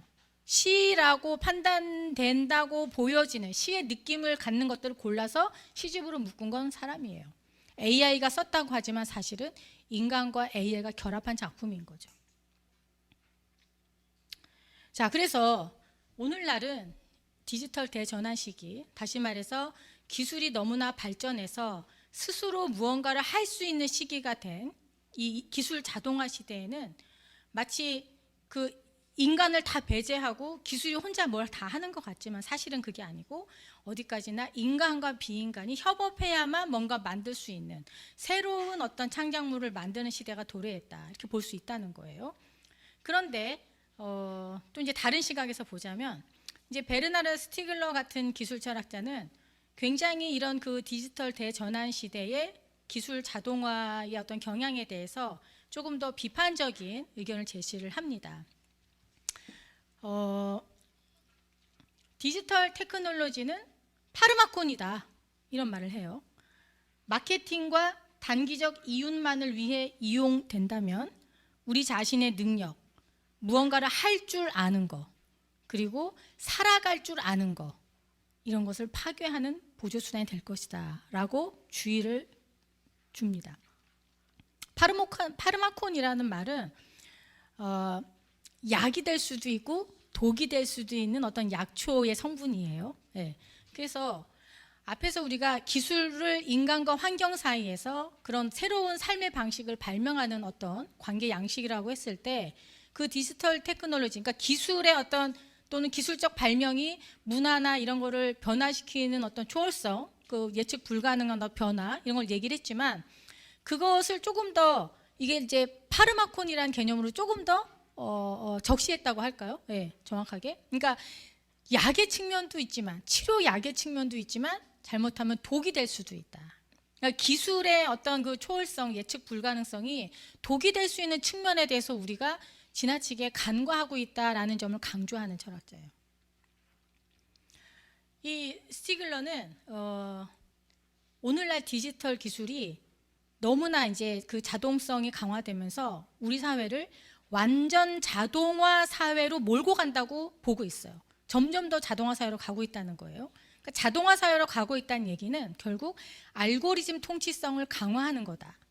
인간의 사유를 무능력하게 만든다라는 걸로 요약하는 거예요. 그러니까 알고리즘 통치성은 뭐냐면 알고리즘이 컴퓨터가 정보를 처리하는 방식이 알고리즘이잖아요. 그러니까 인간의 사는 삶의 모든 방식을 컴퓨터가 정보를 처리할 수 있는 방식으로, 즉 알고리즘화할 수 있는 방식으로 다 바꾼다는 거예요. 디지털식으로 대전환한다는 말이 곧 알고리즘화 될 수 있는 방식으로, 즉 컴퓨터가 정보를 이해하고 처리할 수 있는 방식으로 인간이 알고 있는 모든 정보를 바꿔라, 그 얘기인 거거든요. 근데 사실은 컴퓨터로 데이터화할 수 없고 알고리즘적으로 계산할 수 없는 인간이 알고 있는 암들도 많이 있는데 그런 것들은 그냥 무의미한 것으로 버려버리는 거죠, 이제는. 응? 그러니까 컴퓨터가 처리할 수 있는 정보만 의미 있는 정보처럼 만드는 그런 세상이 오고 있다는 거예요. 그래서 이 알고리즘 통치성의 자동화 사회의 특징이 뭐냐? 그러니까 AI 기반으로 해서, 빅데이터와 AI 기반으로 해서 모든 거 클릭만 하면 자동으로 처리되고, 뭐 우리가 걸어서 시장에 가서 이 물건 저 물건 만져보고 사는 게 아니라 그냥 컴퓨터만 키면 내일 뭐 먹을까 하면 기존에 이런 거 사셨죠? 인터넷에 딱 뜨면 그냥 클릭하면 바로 자동으로 또 가지고 오고, 이런 식으로 지금 다 바뀌고 있으니까요. 인간이 스스로 무언가를 선별하고 해석하고 이해하고 판단하고 할 시간을 주지 않는 거예요, 자동화 사회라는 거는. 뭐 너무나 한편으론 편리하지만 생각할 시간을 잃어버리게 한다는 거죠. 그래서 24/7 자본주의 이런 말도 있어요. 디지털 시대는 7일 내내 일하게 하고 24시간 내내 일하게 한다. 예, 디지털화 되지 않았을 때는 회사에서 일하고 딱 퇴근하면 뭐 집안일하고 이제 다른 세상이 딱 펼쳐지는데, 요새는 집에 와서도 일을 하잖아요. 길을 가면서도 카톡하고, 예, 찾길 건너면서도 메일 받고, 계속 명령을 주고받고 24시간 내내 7일 동안 내내 자본의 시스템에서 일하게 만드는 시대가 됐다. 관심경제라고 그러죠, 요새는. 그래서 모든 사람들이 컴퓨터 들여다보고 핸드폰 들여다보고 있어야 되니까 계속 주의를 끌어야 돼요. 유튜브도 그렇고 상품도 그렇고 뭐 무슨 쇼폼도 그렇고 계속 이게 인간의 주의를 끌어당겨요. 한시도 이 플랫폼에서 벗어나면 안 돼. 그래서 관심을 끈다. 어떻게 하면 오래도록 이 플랫폼에 머물게 할 거냐. 그래서 계속 소비를 시킬 거냐. 그게 관심경제라고 그러죠. 인간의 주의, 어텐션을 상업적으로 계속 포획해서 소비를 부추기는 그런 플랫폼 자본주의 시대가 돼가고 있다. 그래서 이 시대의 경제의 원유는 뭐냐? 그러면 데이터다. 막 그러잖아요. 데이터 경제 얘기하고. 그러니까 이런 시대가 되다 보니까 기본적으로 소수의 뭐 구글이나 아마존이나 뭐 페이스북이나 메타나 이런 큰 거대 대기업들, 빅테크 기업들이라고 하죠. 그런 기업들 외에는 어떻게 하면 기술을 더 활용해서 창조적으로 뭔가를 만들어서 인간의 환경을 바꾸고 이런 거를 상상할 여유를 갖지 못한다는 거예요. 대부분의 인간들이 자동화된 시스템 안에 갇혀서 생각하고 꿈꿀 시간도 없이 늘 클릭하고 자동적으로 소비하고 이러면서 그냥 살아간다는 거예요. 한마디로 대다수 사람들이 완전 자동화를 지향하는 이 사회 속에서 진정한 의미에서 기술적 상상력을 잃어버리고 있다. 테크닉의 능력을 잃어버리고 있다. 자신이 손으로 뭔가 움직여서 흙을 파고 뭘 만들고 이런 그 테크닉 또는 뭐 테크놀로지, 그런 테크닉의 암들을 잃어버리고 그냥 클릭하고 보고 누르고 이런 걸로 다 끝난다는 거죠. 그런 시대로 돼가고 있다. 자동화된 지식은 더 이상 사유를 필요로 하지 않는다. 만약 자동화가 모든 종류의 실천을 우리 손에서 빼앗아가는 것이 사실이라면 자동화는 철저하게 우리를 멍청이로 만들고 있는 셈이다. 이 부분을 굉장히 강조해요. 그래서 이 스티글러라는 철학자는 기술이 점점 발전해서 우리의 노동을 대신해주는 편리한 자동화 시대가 도래했다. 그러면 우리가 뭘 해야 되느냐? 거기에 매몰되지 말고 우리는 우리 자신의 삶을 가꿀 자유시간을 확보해야 된다라는 점을 강조해요. 잃어버린 삶의 능력, 즉 테크네의 능력을 회복해야 된다. 자신의 삶을 직접 꾸려나가고 뭔가 만들어가고 꼼지락거리고 하는 그 시간을 만들어야 된다는 거예요. 그래서 그런 삶의 능력을 회복해야 되는데 그런 것들이 바로 스콜레고 오티움이다, 이런 얘기를 합니다. 지금 여러분들이 하고 계신 거예요. 스콜레는 스쿨의 어원이죠. 일하지 않고 한가하게 공부하는 거, 그게 스콜레란 뜻이고요.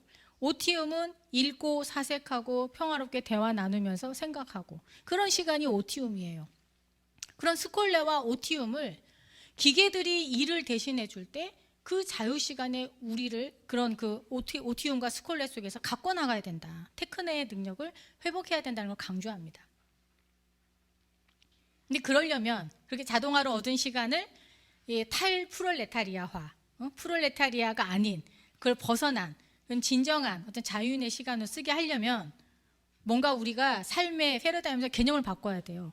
기존에 우리가 너무나 노동 중심으로 생각을 해왔는데 호모 파베르라는 노동은 이미 옛날 개념이라는 거잖아요. 그죠? 우리는 호모 포이에티쿠스로서 포스트 휴먼적인 삶의 양식을 바꿔 나가야 되는데 그것은 노동이 아니라 워킹, 워크, 다시 말해서 테크네적인 삶을 사는 거예요.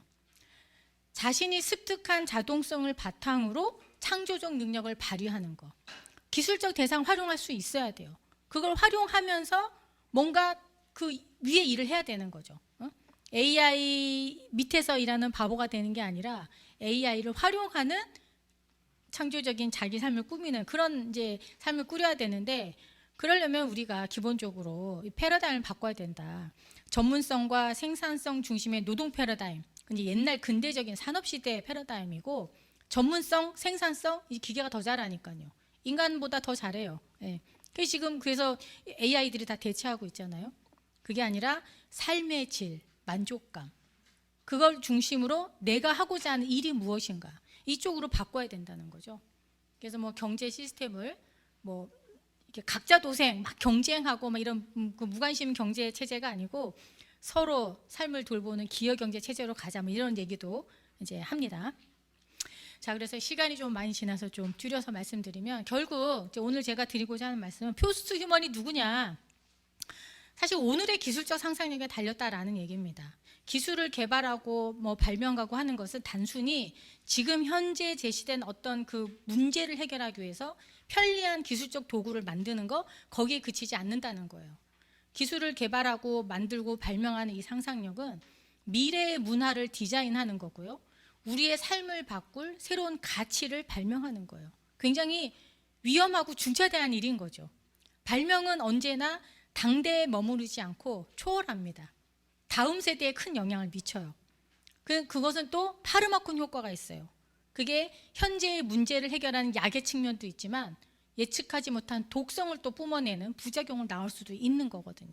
그러니까 미래의 어떤 그런 비결정성, 예측 불가능성을 고려하면서 포스트 휴먼의 삶을 우리가 지금 만들어 간다고 했을 때 기술 개발과 관련해서 우리가 어떤 세계나 어떤 가치 지향의 삶을 살고자 하는지, 이 부분을 고민하면서 우리가 기술에 대해서 접근해야 되고 만들고 다가가야 된다, 이런 얘기입니다. 시간이 좀 된 것 같아서 이 정도로 하고 질문 받으면서 더 얘기를 나눠보도록 하겠습니다. 마치겠습니다.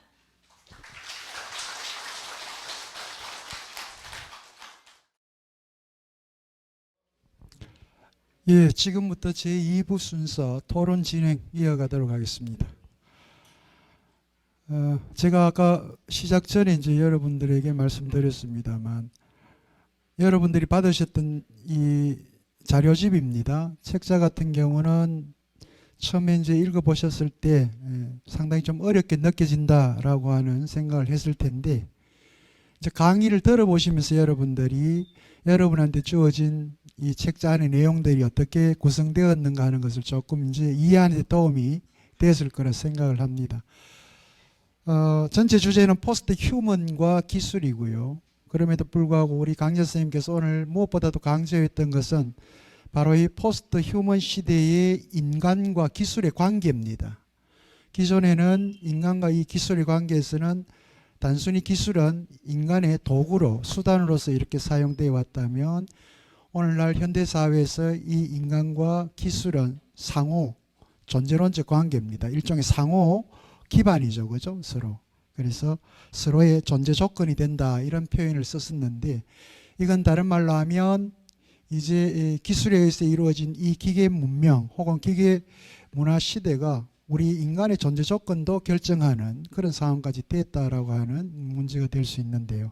이제 이런 인간과 기술 혹은 인간과 기계 관계를 어떻게 보다 지혜롭게 현명하게 풀어갈 것인가라고 하는 것이 오늘날 사는 우리들의 가장 큰 이제 핵심 관건이 될 것 같습니다. 그래서 오늘 그와 관련된 얘기들을 여러분한테 말씀을 해주셨고요.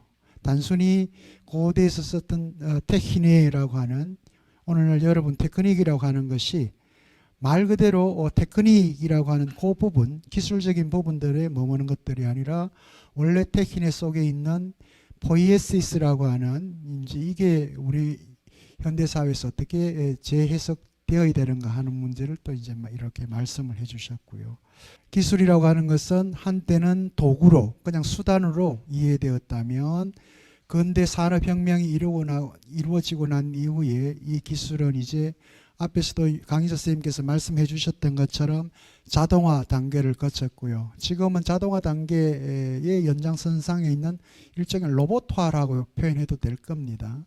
다만 인간의 역할이라고 하는 것은 상호관계성이었다가 이제는 이제 로봇을 감시하는 그런 감시자의 역할로서만 이제 바뀌었다라고 하는 정도이고요. 실질적으로 우리 삶을 지배하고 있는 것은 지금 현대적 관점에서 보면 기계일 수도 있다라고 하는 겁니다. 이때 우리는 인간은 이 기계와 어떤 관계를 설정할 것인가 하는 것이 이제 오늘의 주제가 될 수도 있습니다. 그 부분에 여러분들이 한번 관심을 드려보시고요. 강연된 내용 부분에서도 여러분들 개념에서 용어에서부터 전체적인 이론들까지 여러분들이 이해하는데 좀 어려웠던 부분이 있으면 거기에 대해서도 질문을 해주시고 또 뭐 여러분들의 생각도 마음껏 여기서 질문을 통해서 펼쳐주시길 바랍니다. 예, 지금부터 여러분들 질문을 받고 선생님께서 답변 드리는 시간들을 갖도록 하겠습니다. 예, 질문해 주십시오. 예, 선생님. 김재희 교수님, 오늘 정말 제가 너무 감격해가지고 너무 명쾌한 언어로 많은 걸 알려주셔서 제가 정말 배우는 즐겁지 아니한가를 느끼면서 줄곧 달려왔던 것 같습니다. 그 심홍동이라는 양반을 오늘 선생님을 통해서 처음 만나는데요. 이 양반 이야기만 들었을 때는 제가 정말 그 우리 학교 과부하 상태의 페이즈 트랜스포 거저 답답한 거예요. 오케이.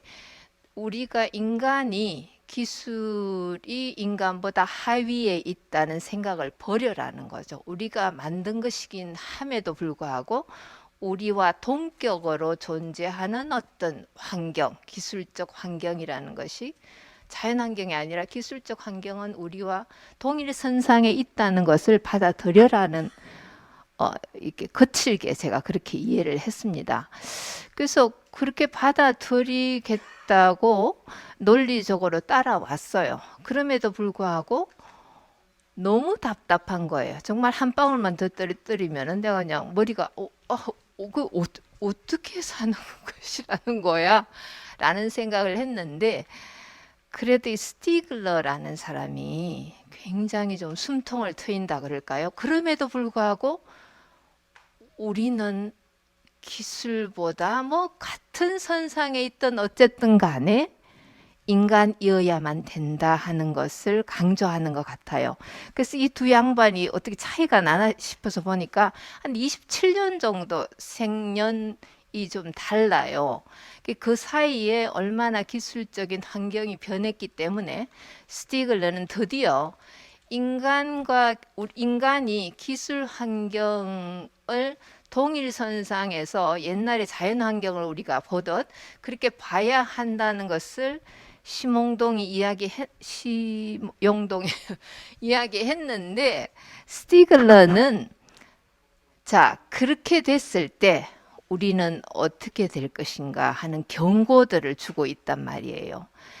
그래서 결국은 이 굉장히 좋은 말이어 있어서 마케팅과 단기적 이윤을 만들기 위해 이용된다면 우리 자신의 능력, 할 줄 암, 이것도 너무 아름다웠어요. 할 줄 암, 그 다음에 살아갈 줄 암, 이런 것을 파괴하는 보조 수단이 될 것이다. 그러면 이 상황에서 우리는 어찌할 것인가에 대한 해답도 내어놨어요. 스콜레 오티움, 너무 멋져요.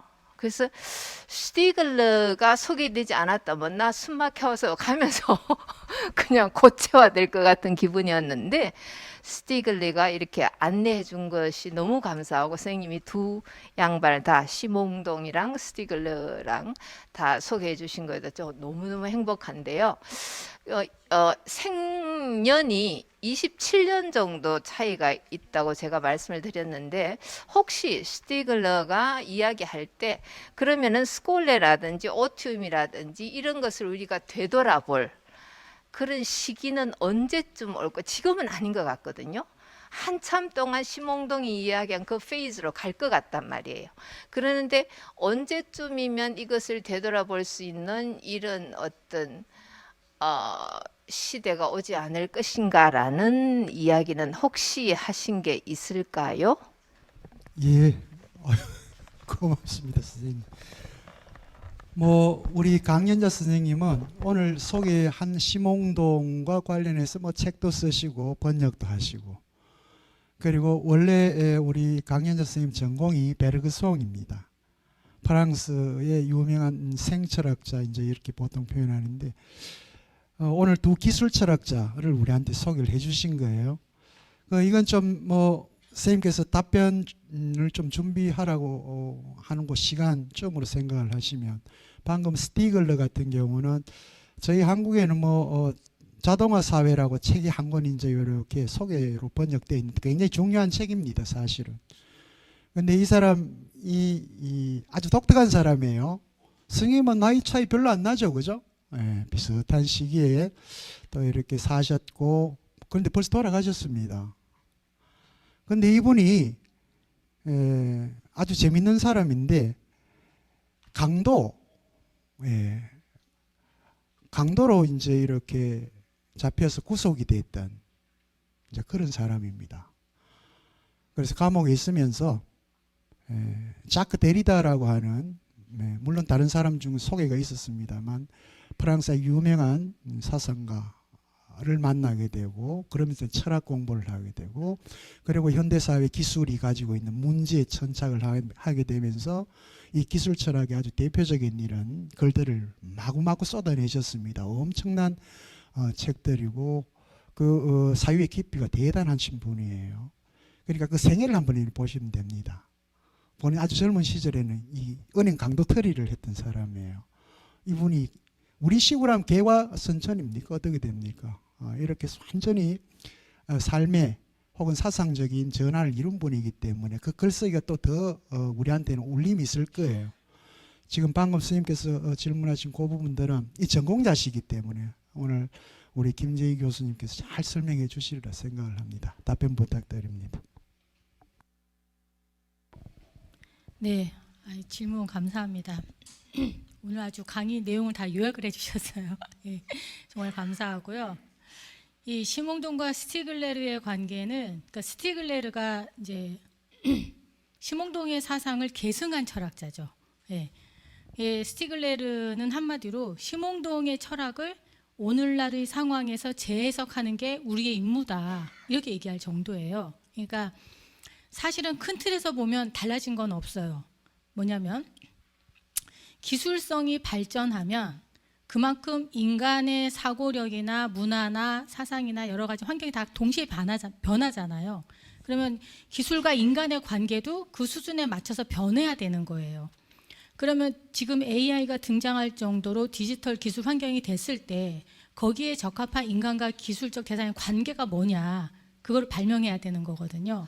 그런데 스티글레르가 보기에 지금 우리의 기술 환경이 너무나 자본 집약적으로 자본에 너무 의존하고 있기 때문에 제대로 된 인간과 기술의 관계를 맺을 수 없게 되고 있다는 측면을 조명을 하는 거예요, 어떻게 보면. 그래서 오티움과 스콜레를 통해서 다시 인간과 기술의 관계를 적합하게 맺는 그 알매 능력을 회복하는 게 중요하다라고 얘기를 하고 있는 거예요. 예. 이제 짧게 말씀을 드리면 사실은 아까 이제 심홍동 얘기를 좀 답답하다고 하셨는데, 그리고 역시 심홍동은 이제 그런 측면에서 보면 심홍동은 굉장히 포스트 휴먼적이고 인간과 비인간을 동등하게 보는 측면이 강하고, 스티글레르는 여전히 인간 중심주의를 다시 회복하는 듯한 그런 느낌이 들죠. 예. 기술 철학에서 그런 경향이 강한데, 스티글레르는 어떻게 보면 심홍동이 얘기했던 그 인간과 비인간의 대칭적인 어떤 관계를 지금 너무 그 비인간 기계 중심주의로 치우치고 있는 측면을 대칭화 시키려고 하는 쪽으로 얘기를 하고 있다라고 보는 게 맞을 것 같아요. 인간 중심주의로 돌아간다기보다. 예. 그러니까 인간과 우리가 자연 환경을 볼 때 인간이 어찌할 수 없는 측면이 있잖아요. 물질의 필연성이라고 얘기하죠. 인간이 아무리 자기 의지대로 자기 의도로 자연을 함부로 통제하거나 이렇게 조율할 수 없는 측면이 있어요. 마찬가지로 기술도 그렇다는 거예요. 인간이 기술을 만들었지만 기술을 우리가 만들 때 자연의 일부를 가지고 만들잖아요. 거기에는 이미 인간이 다 통제할 수 없는 물질성의 일부가 들어와요. 그 물질적 필연성이 그 안에 들어있기 때문에 인간이 완벽히 통제할 수 없는 성질이 거기 들어가 있는 거거든요. 예를 들어서 내가 어떤 기계를 만들었는데 내가 의도한 대로 작동하지 않는다. 그래서 뭔가 내가 애초에 예상했던 바는 이게 아닌데 뭐 다른 어떤 문제가 발생한다, 그 기계가. 그러면 그거는 내가 의도하지 않은 것이고 내가 애초에 자료로 넣지 않았던 것인데 이게 발생하는 거라면, 그 문제는 어디서 발생하는 거냐면 그 기술적 대상이 가지고 있는 물질성과 기계적 작동 자체의 내적 필연성에서 나오는 거예요. 그러니까 그 문제를 해결하기 위해서 인간이 또 이 기계를 고치기 위해서는 어떤 게 필요하지? 또 이렇게 해서 또 새롭게 또 발명하고 또 이질적인 걸 또 들어와서 또 걔를 고쳐주고 해야 되는 거니까, 어떻게 보면 기계에 인간이 끌려간다고 볼 수도 있어요. 그런 측면도 있는 거예요. 그러니까 기술적 대상을 만들 때 오로지 인간의 의도대로만 그게 작동한다고 볼 수가 없다. 그게 발명의 초월성을 또 거꾸로 얘기하면 그 개념이기도 하거든요. 내가 완벽히 만들고자 했던 의도한 목적대로 그 인공물이 만들어지지 않고 그 인공물의 결과가 내 예상을 초과하는 어떤 효과를 낳을 수 있다는 거. 자연을 우리 마음대로 조작할 수가 없다는 것은 마찬가지로 기술적 인공물도 그렇다라는 거예요.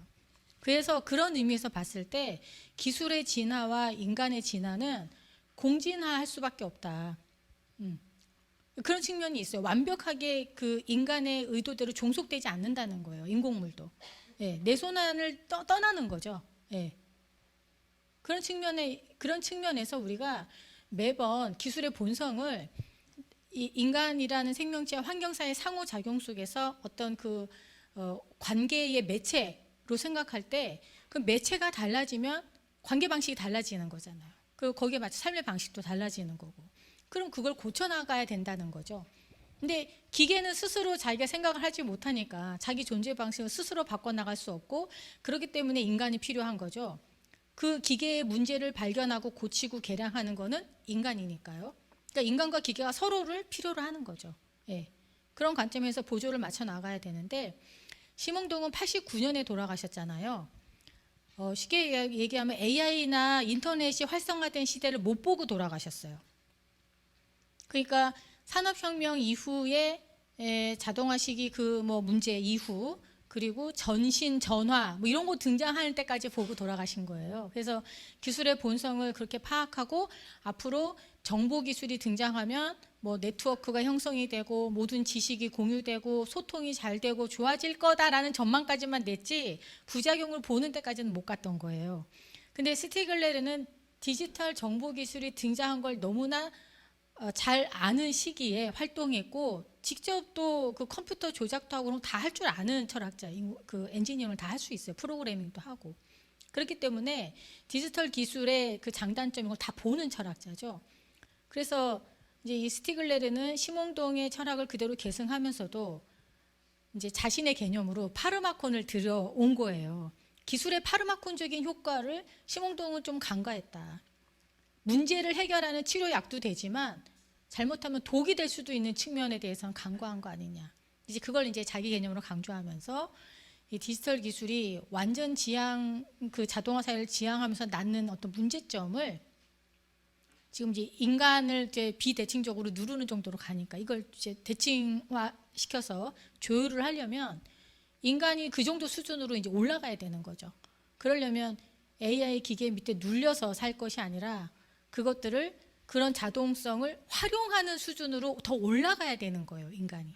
그러니까 위치를 좀 대등하게 맞춰야 되는 거죠. 그러려면 우리가 오티움하고 스콜레하고 할 자유시간이 있어야 되는데 인간 사회가 너무나 지금 노동 중심의 고용 중심의 각자 노생의 서로 삶에 무관심한 그런 무자비한 경쟁 시대가 돼가고 있다. 그걸 이제 안타까워하면서 전체적으로 이제 사회 시스템과 체제를 사회 경제학적인 시스템과 같이 바꿔야지 되지 않겠느냐 하는 이제 안까지 제시를 해요. 아까 이제 이재성 교수님께서 자동화 사회란 책 스티글러의 유명한 책 나왔다고 소개시켜 주셨는데 그 책은 사실 이렇게 되게 두껍고 번역된 것이 읽기가 되게 어려워요. 근데 고용은 끝났다 이리어 오라 이런 책이 있거든요. 제가 이제 오늘 자료집에 참고문헌에 넣어놨는데 그건 되게 얇아요.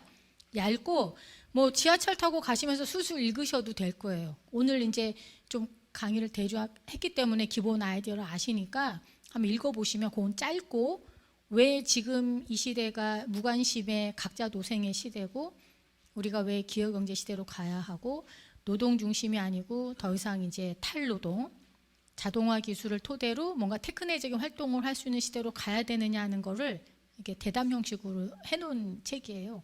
그거 보시면 아마 훨씬 도움이 되실 거라 생각이 듭니다. 예. 예, 충분한 답변이 되는지 모르겠습니다. 예, 뭐 여기 계시는 우리 시민 여러분들은 사실 고용이 다 끝나신 분들이잖아요. 그죠? 일하러 오신 분들입니다. 예. 여러분들은 노동하시는 분들이 아니고 일하시는 분들 즐겁게. 예, 질문해 주십시오. 저기 뒤쪽에 계시는 우리 김 교수님. 고맙습니다. 아주 재미있는 제목으로 우리 김 교수님이 멀리서 오셔가지고 참 좋은 연기를 하신 데서 고맙습니다. 무대는 계명대학의 모교 철학이 마련해 주시는데 그 강의를 들으면서요, 이미 우리가 그 시대에 살고 있잖아요.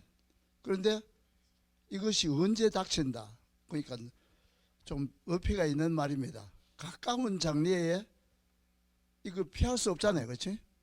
그래서 참 계명대학도 고맙고 멀리서 오신 김 교수님도 고맙고 그런데 이걸 좀 이 교수님 조금 전에 설명하셨는데 이런저런 책이 나와 있다 그러니까 이건 이제 언젠가는 우리가 관심 가지고 읽을 거로 생각하고 오신 김에 우리 대구 시민들이 좀 오늘 강의하신 내용을 좀 더 쉽게 이해하기 위해서 용어 설명을 좀 해주이소.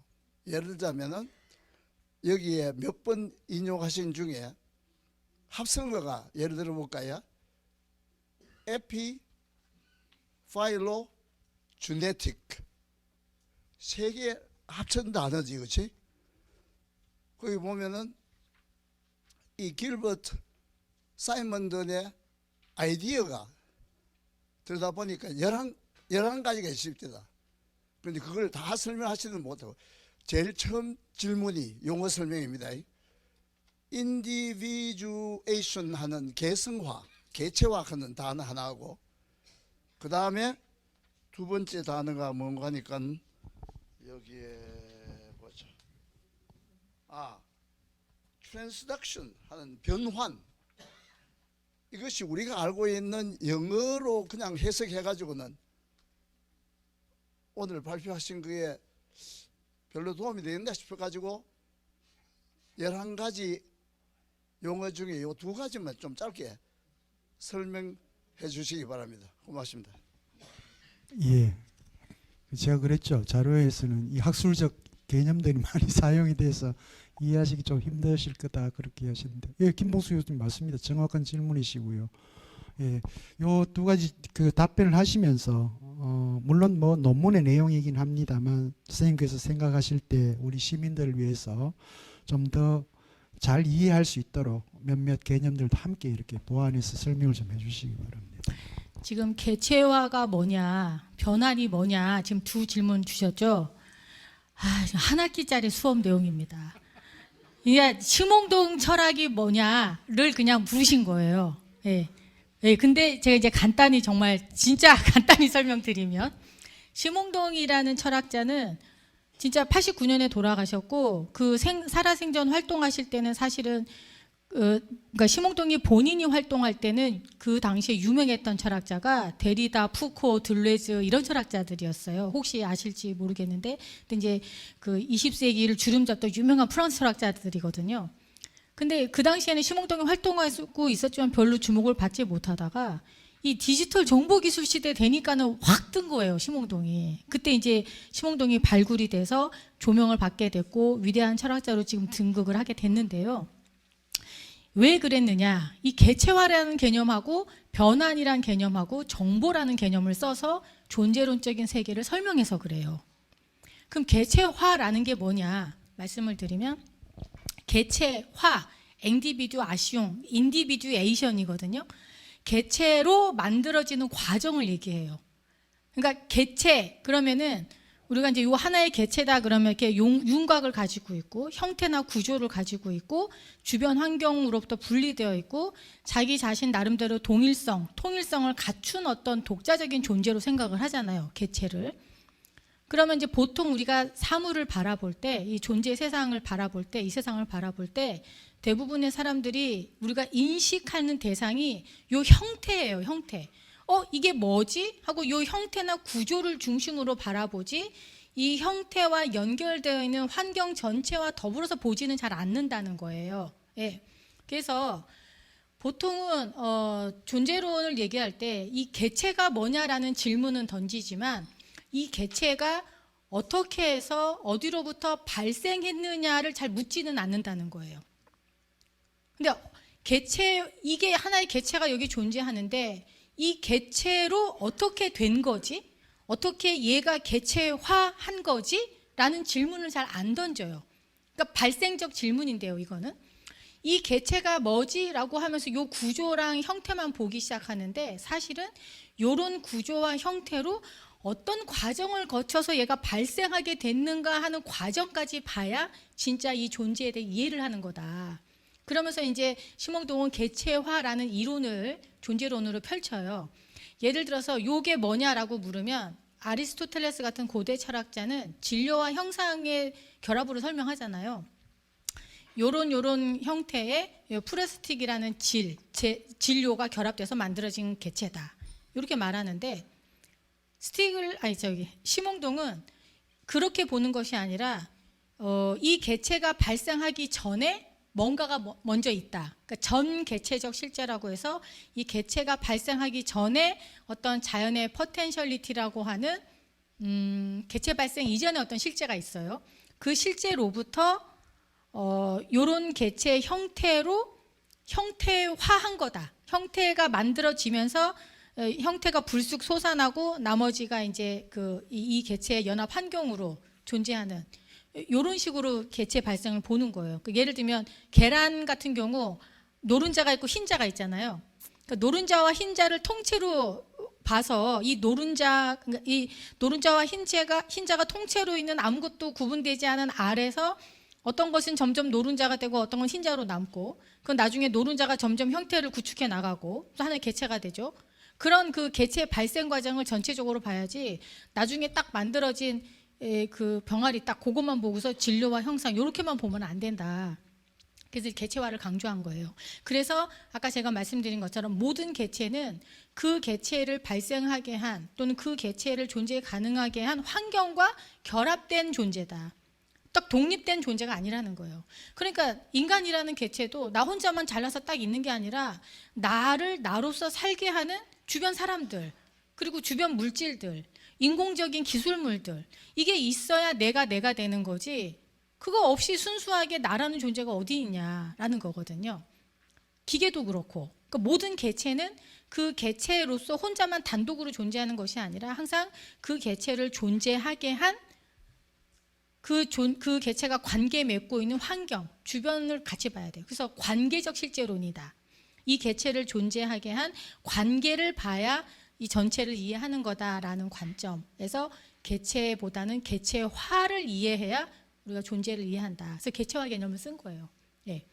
그래서 기계도 인간도 개체라는 측면에서 보면 지 혼자 자동으로 돌아가는 게 아니다. AI도 그렇고 인간도 그렇고 다 그 구조를 돌아가게 하는 주변 관계, 누구랑 관계 맺고 있느냐, 어떤 환경에 관계 맺고 있느냐가 중요하다. 관계적 실존론이고요. 변환이란 개념은 트랜스덕션이에요. 트랜스덕션이란 개념인데 예를 들어서 기계 장치 중에 변환기라는 게 있잖아요. 또는 뭐 우리가 뭐 오디오 같은데 뭐 앰프 같은 거 그런 것도 있고 뭐냐면은 작은 소리를 그 앰프나 뭐 변환기를 통해서 큰 소리로 바꾸는 거 또는 어떤 그 에너지를 이 변환기를 지나면 다른 형태의 에너지로 바꾼다든지 하는 중간에 변환기라는 역할, 트랜스듀서라는 역할을 하는 게 있어요. 그거는 이 트랜스듀서의 관점에서 보면 여기서는 작은 소리인데 뭐 마이크도 그럴 수 있겠네요. 작은 소리인데 이 마이크를 거치면 큰 소리로 나가잖아요. 입력은 작은 소리, 출력은 큰 소리. 그럼 큰 것과 작은 것 사이는 서로 불일치하잖아요. 크기의 등급이 서로 불일치한데 중간에서 얘가 조정을 해서 매개를 하는 거잖아요. 이런 매개의 형태를 갖는 걸 변환기라고 하는데 생명체나 기계는 다 이런 변환기의 성질을 가지고 있어요. 가장 탁월한 변환기는 생명체죠. 생명체는 자연의 물질들 막 먹고 하면서 다른 에너지로 소화시키거나 다른 에너지로 표현하거나 그러잖아요. 가장 탁월한 변환기가 생명체고 그 다음에 탁월한 변환기가 기술적 대상들이에요. 자연환경과 인간 사이의 정보를 서로 크기의 등급이 다른 것들을 소통시켜주는 매개체 역할을 한다는 거죠. 그러면 이 변환기의 특징이 뭐냐면 큰 것과 작은 것 사이에 서로 불일치한 것들을 중간에서 매개하는 건데 그 방식이 뭐냐면 예를 들면 이런 거예요. 우리가 두 눈이 망막이 이미지가 서로 다르게 비치거든요. 이렇게 감추고 봤을 때 이미지가 이렇게 있는데 이걸 또 이렇게 감추고 보면 이미지가 이쪽에 있어요. 망막 이미지가. 근데 두 눈을 다 뜨고 보면 가운데에서 딱 이렇게 합치된 걸로 보이잖아요. 그 뇌과학적으로 시각 눈이 시과학적으로 그게 나와 있어요. 한쪽 망막 이미지하고 이쪽 망막 이미지가 서로 다른 이미지인데 우리가 두 눈을 뜨고 보면 자연스럽게 제3의 지점에서 이미지가 겹치는 식으로 해서 사물을 보게 되거든요. 그러면 우리가 두 눈을 뜨고 봤을 때 그 제3의 이미지는 이쪽 망막 이미지도 아니고 이쪽 망막 이미지도 아닌 제3의 지점에서 결합이 되는 거예요. 그러면 변환이란 관계는 뭐냐면 이쪽하고 이쪽 중에 어느 하나를 똑같이 만들어서 똑같이 통일시키는 그런 개념이 아니고 얘랑 서로 다른데 서로 다른 것들을 공존시키면서 제3의 차원에서 그거를 결합하는 구조예요. 그게 변환의 개념이에요. 그러니까 이 마이크라는 변환기도 큰 소리와 작은 소리 서로 다른 것들인데 중간에서 뭐 융합하거나 한 것이 아니라 이거를 제3의 지점에서 어떻게 조율하는 그런 측면으로 봐야 되는 거죠. 네? 두 망막 이미지가 서로 불일치한데 제3의 차원에서 두 차이를 공존시키는 어떤 방식으로 그거를 형상화하는 거. 다른 또 예를 들면요. 식물의 싹이 있어요. 이 흙이 있는데 흙 속에는 미네랄이나 화학 물질이나 뭐 이런 것들이 있어요. 바깥에 태양 에너지가 있어요. 태양이 있고 흙이 있다. 태양은 거시 에너지고 흙 속에 있는 미네랄들 미시 에너지인데 미시적인 차원의 물질과 거시적인 차원의 에너지가 어떻게 만나지? 서로 크기의 등급이 다르고 이질적이에요. 두 망막 이미지가 완전히 다른 걸 보고 있는 것처럼. 그런데 거기서 식물의 싹이 태어나요. 그럼 그 식물의 싹, 잎사귀, 걔가 뭘 하느냐? 광합성을 하잖아요. 태양 에너지를 받아들여서 땅 속에 심고 밑에 있는 미시적인 화학 물질 에너지를 흡수해서 소화시켜가지고 그 떡잎을 만드는 거예요. 그럼 그 떡잎의 생명체의 구조가 뭐냐? 하나의 식물의 싹이라는 그 개체의 구조가 뭐냐면 태양과 그러니까 거시적인 에너지와 미시적인 물질이라는 이 자연환경, 이질적인 자연환경을 중간에서 변환하고 있는 거예요. 제3의 차원에서 중간에서 이 개체의 생성으로 변환을 하고 있는 거예요. 그런 방식으로 태양과 흙의 이 이질적인 자연 환경 안에서 식물의 싹이 자신의 존재를 발생시키면서 개체화하고 있는 거죠. 개체화하는 작용은 환경 안에서, 그러니까 아무런 개체가 없는 그 전 개체적인 자연 환경 안에서 어떤 신비한 개체를 발명하고 발생시키는 과정이에요. 그 과정이 이질적인 두 차원을 소통시키는 거다. 개체는 관계적 존재다. 이 식물의 씨앗이 싹이 이파리가 태양과 미시적인 화학 물질을 소통시키고 있는 거예요. 그 잎사귀의 광합성 방식으로. 얘가 없으면 태양과 이 화학 물질은 소통을 못 해요. 모든 개체는, 그래서 개체가 주변 환경 속에서만 거주한다는 얘기는 나라는 존재 자체가, 나라는 이 형상 자체가 내가 관계 맺고 있는 관계자들을 나의 방식으로 구조화하고 있는 거예요. 나의 방식으로 매개하고 있는 거죠. 그거를 변환 작용이라고 얘기합니다. 트랜스덕티브 오퍼레이션이에요. 모든 개체화 작용은 그래서 트랜스덕션이다. 이제 좀 존재론적인 차원을 조금 어렵게 설명을 드리면 그렇게 되는 거예요. 네. 네. 교수님, 우선 용어 2개만을 제가 뽑아서 좀 설명해 주시고 부탁을 드렸는데, 인디비주에이션보다는 두째 단어가 훨씬 더 흥미가 있고 더 재밌네요, 그렇지? 우리 이런 용어를 문학 작품에서는 안 씁니다. 그러니까 그러니까 조금 전에 이 교수님 말씀하신 대로 작품이 나오면은 읽으면 우리가 그때 목줄에서 들었던 그 김 교수님의 강의 내용을 상기시키면 훨씬 도움이 되겠죠. 그 당시에 이제 길버트 사이먼슨이 불란서 철학에 미친 영향뿐만 아니고 구라파 전체에서 그 지적인 사람들이 상당 정도로 영향을 받았다고 읽었거든요. 그것뿐만 아니고 대서양 건너가지고 미국 쪽에 갔어도 64년도에 허버트 마커스라는 사람이 원 디멘셔널 맨 그런 작품을 썼습니다. 아직 못 읽었는데, 그러니까 1차 원적인 인간하는, 그건 제목만 들어도 참 재밌는 작품이다 싶거든요. 오늘 그 두 용어를 상세하게 설명해 주셔서 고맙습니다. 감사합니다. 네, 감사합니다. 그 두 용어 외에 특히 시몽동 철학에서는 정보, 인포메이션이 굉장히 중요한 개념이니까 그것까지 한번 첨가해서 한번 듣고 다른 질문 받도록 하겠습니다. 인포메이션이라는 개념 우리가 보통 정보라고 번역을 하잖아요. 그럼 정보 그러면 어떤 생각이 드냐면 데이터가 있고 정보가 있어요. 그럼 데이터는 아직 의미론적으로 아무 해석이 없는 날 자료고, 정보는 어떤 목적에 비추어 봐서 맥락에 비추어 봐서 의미화된 데이터. 보통 그렇게 정의를 합니다. 정보를. 그래서 우리가 보통 이제 뭐 통신이라든지 그 커뮤니케이션 개념에서 누가 뭐 메시지를 보낸다. 그럼 정보를 보내요. 의미 있는 어떤 정보를 보내. 그러면 받는 사람이 그걸 해석하고 이해하고, 이런 개념으로 우리가 정보를 보통 받아들인다는 거예요. 그런데 시몽동은 이 인포메이션이라는 개념을 아까 설명드린 개체화나 변환 개념으로 해석을 합니다. 정보를 꼭 정보 기술적으로, 정보 통신 기술적으로만 해석할 필요가 있느냐.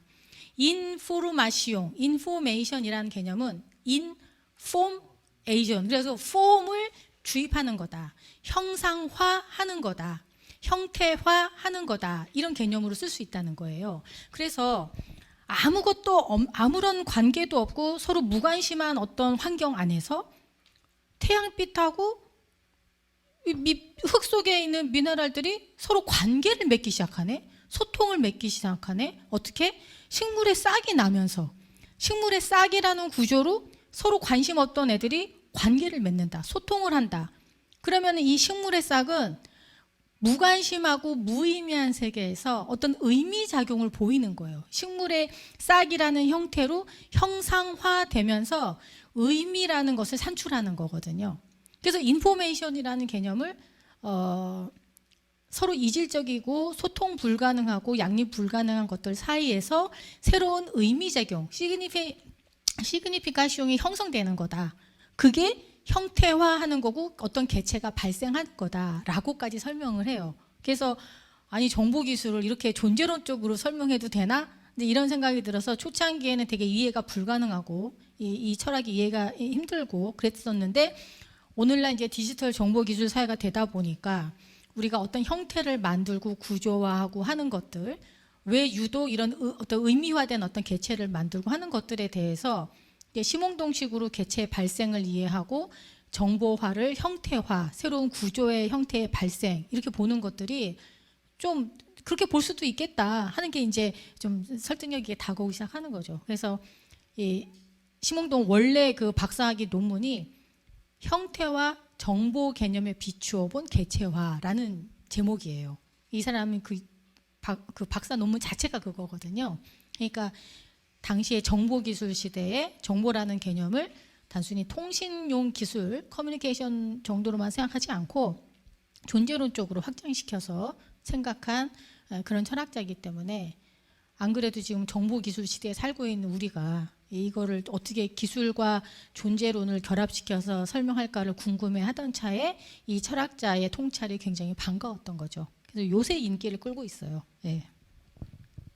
예, 고맙습니다. 또 다른 질문 받겠습니다.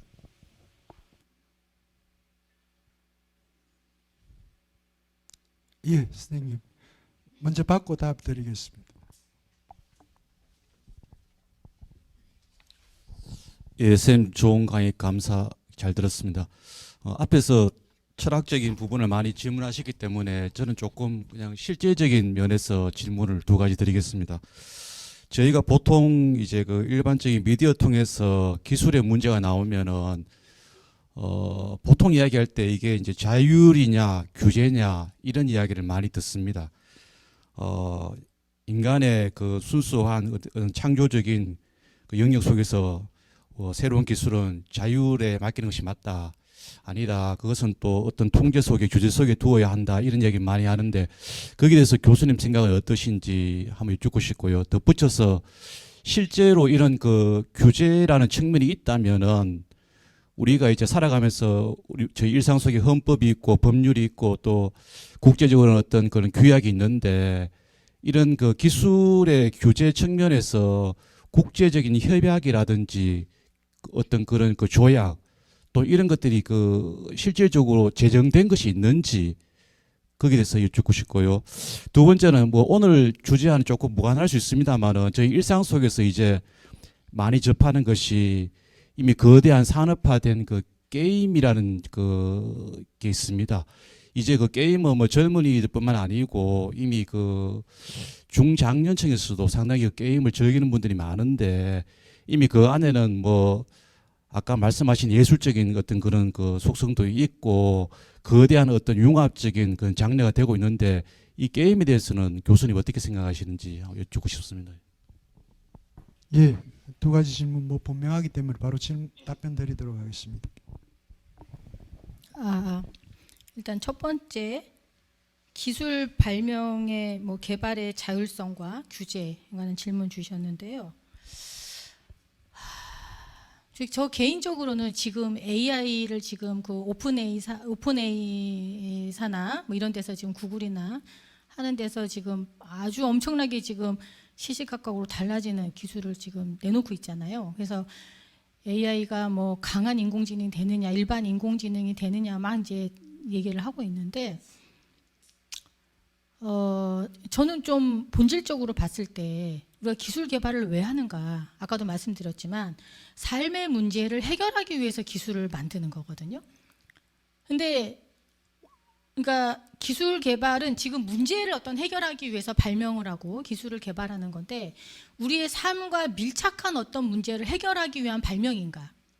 지금 AI의 발명이 지금 굉장히 이제 조금 두렵고 위험하다는 생각이 들 정도로 막 나아가고 돌진해 나가고 있는 것이 엄청난 비용이 또 많이 들거든요. 그걸 유지하고 뭐 그 데이터 센터를 유지하는데 내각 비용도 엄청 들고 데이터 확보하는 것도 힘들고 뭐 그 소수의 정말 아주 그 특별한 인재들만 쓸 수 있는 그리고 그런 아주 그 엄청난 비용이 드는 그리고 그것을 관리할 수 있는 능력도 거대한 어떤 빅테크 기업만이 할 수 있는 그런 기술 개발이 지금 현재 인류의 삶의 단계에서 반드시 필요한 것인가 라는 측면에서 봤을 때 지나치게 자본에 기댄 그 자본 이윤 집중적인 그런 지금 추구가 아닌가 생각이 들거든요.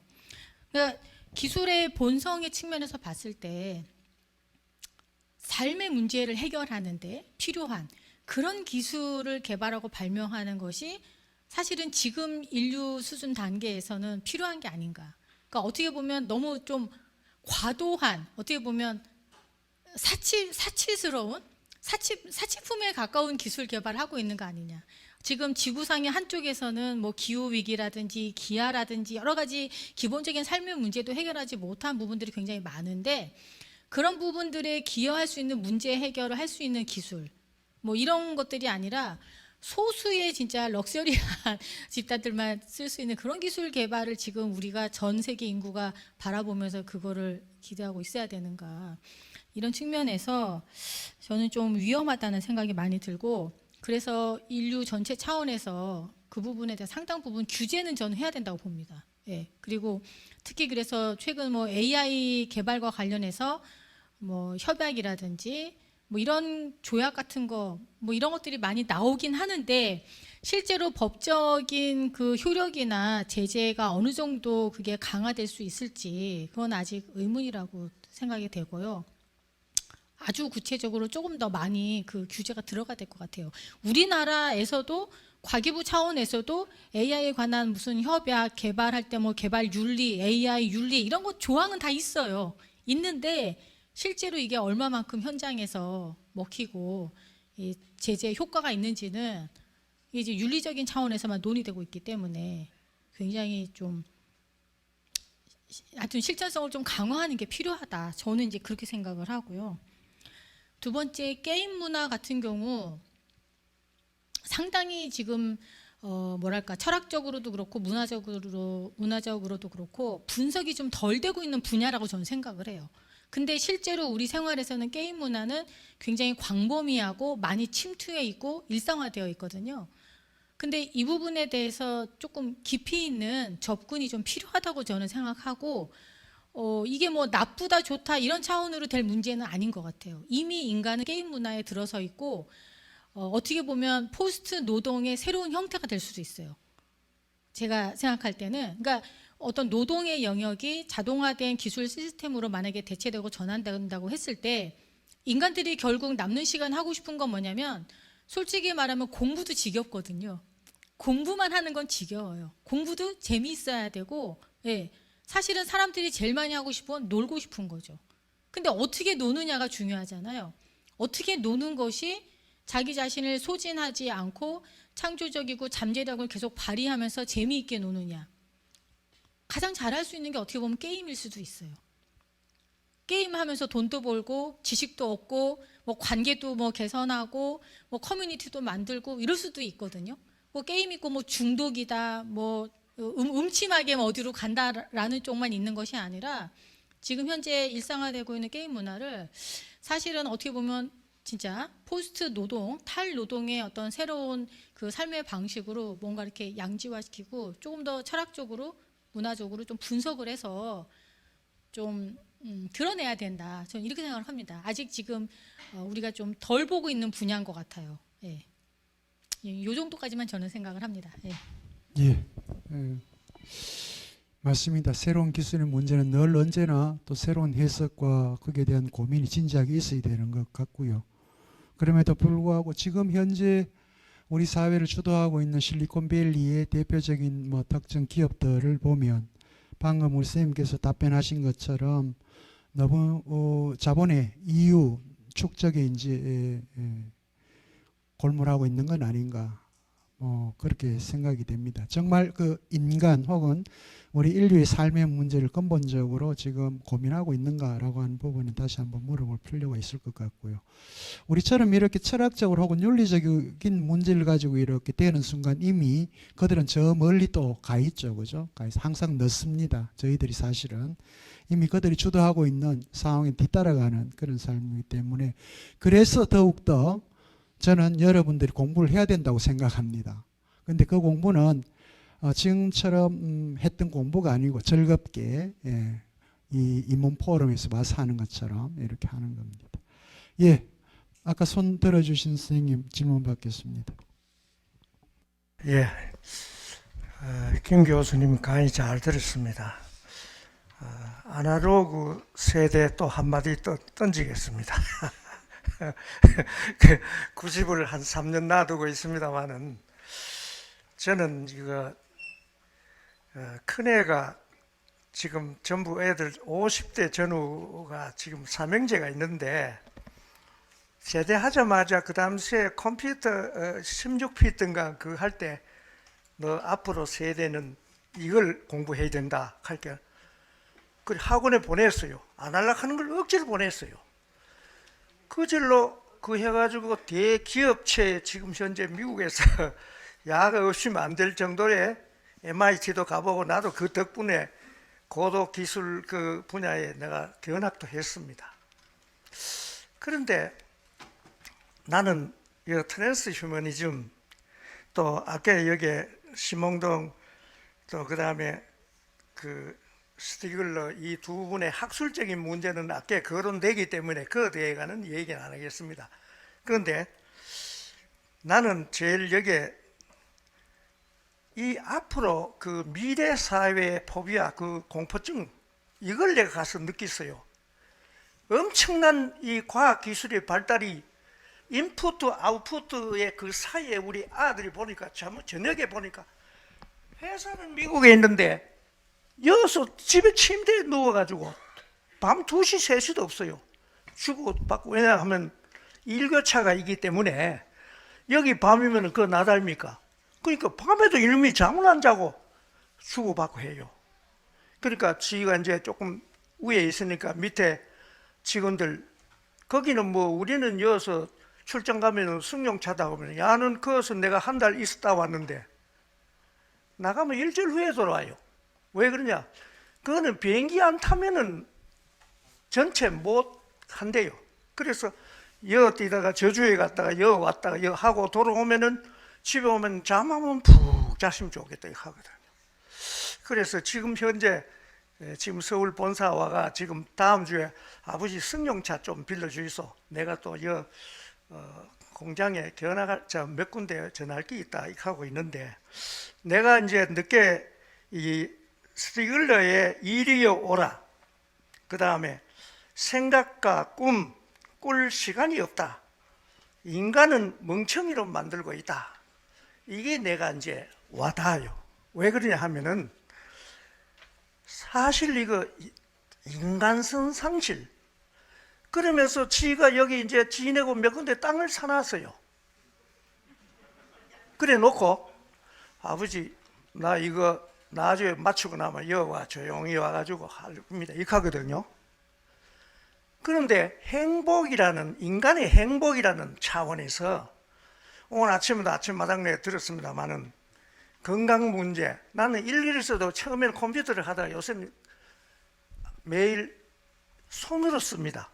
손으로 A4 용지 하나로 이래 쓰고 나면 우리 집 사람이 내보고 당신 지금 뭐 고시 공부하는다 맨날 뭐 그거 들고 이카노 내보고 일합니다마는 아버지 이렇게 만든 것도 아버지가 옛날에 내한테 강요했기 때문에 이 공부를 해가지고 지금 하고 있습니다. 이렇게 하거든. 그런데 오면은 대화할 시간이 별로 없어요. 왜냐면 계속 거기 기계의 기술의 노예 솔직히 얘기해서 너 인마 이거 하는 게 이거 노예야 이가 기술 과학 기술의 노예야 이가 네 이런 얘기 하고 있어요. 그래서 그런 측면에서 마지막으로 교수님 정년 퇴임하시면 어떻게 살랍니까? 예.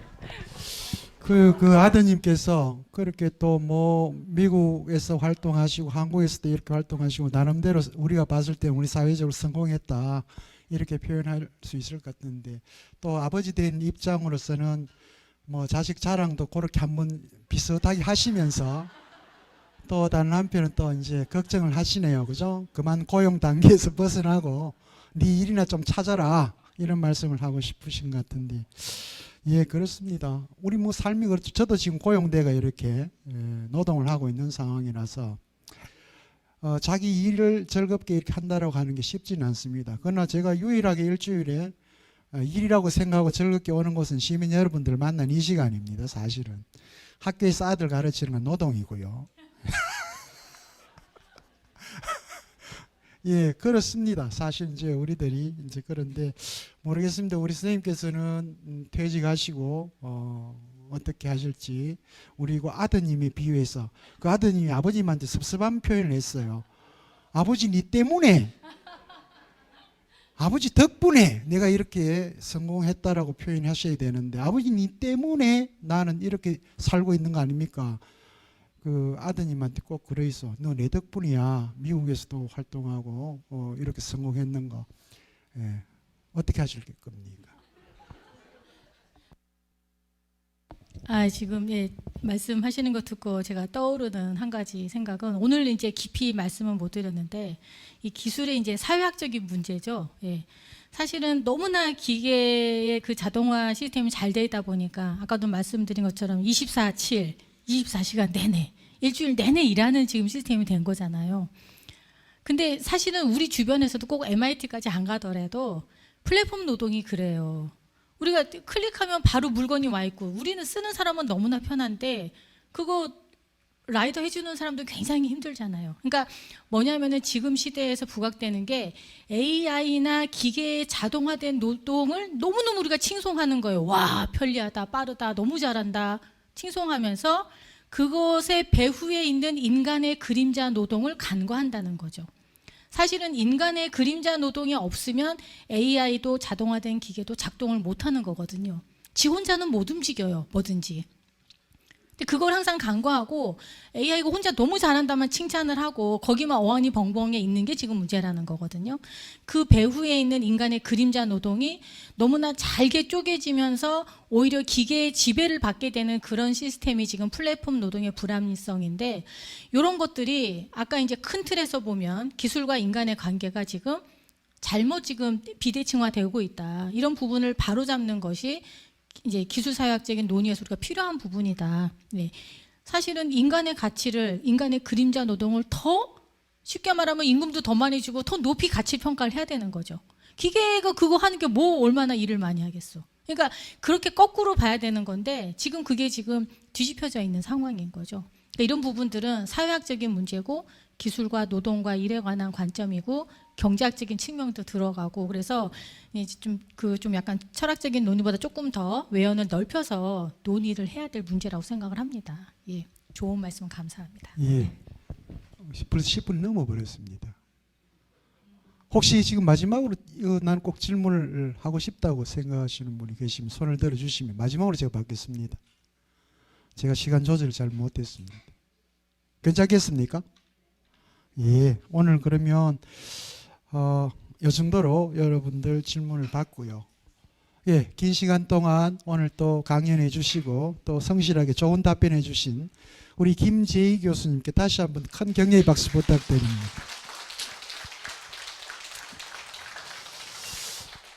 다음 오늘 주제와 관련해서 조금 더 이제 구체적으로 한번 들어가 보겠습니다. 인간과 기계의 혼종 사회. 이제는 인간과 기계는 더 이상 뗄래야 뗄 수 없는 그런 함께 가야 될 운명 공동체다라고 표현할 만큼 혼종 사회에 우리가 살고 있다라고 하는 내용인데요. 예, 이화여대 이화인문과학원의 신상규 교수님을 모시고 다음 또 이 주제를 가지고 이어가겠습니다. 요즘 일교차가 좀 심합니다. 건강 조심하셔야 돼요. 어르신 여러분들 일교차가 15도 이상 막 나고 이렇게 하기 때문에 항상 건강 조심하시고요. 다음 주 이 시간에 오늘처럼 건강한 모습으로 여러분들 뵙도록 하겠습니다. 안녕히 돌아가십시오. 고맙습니다.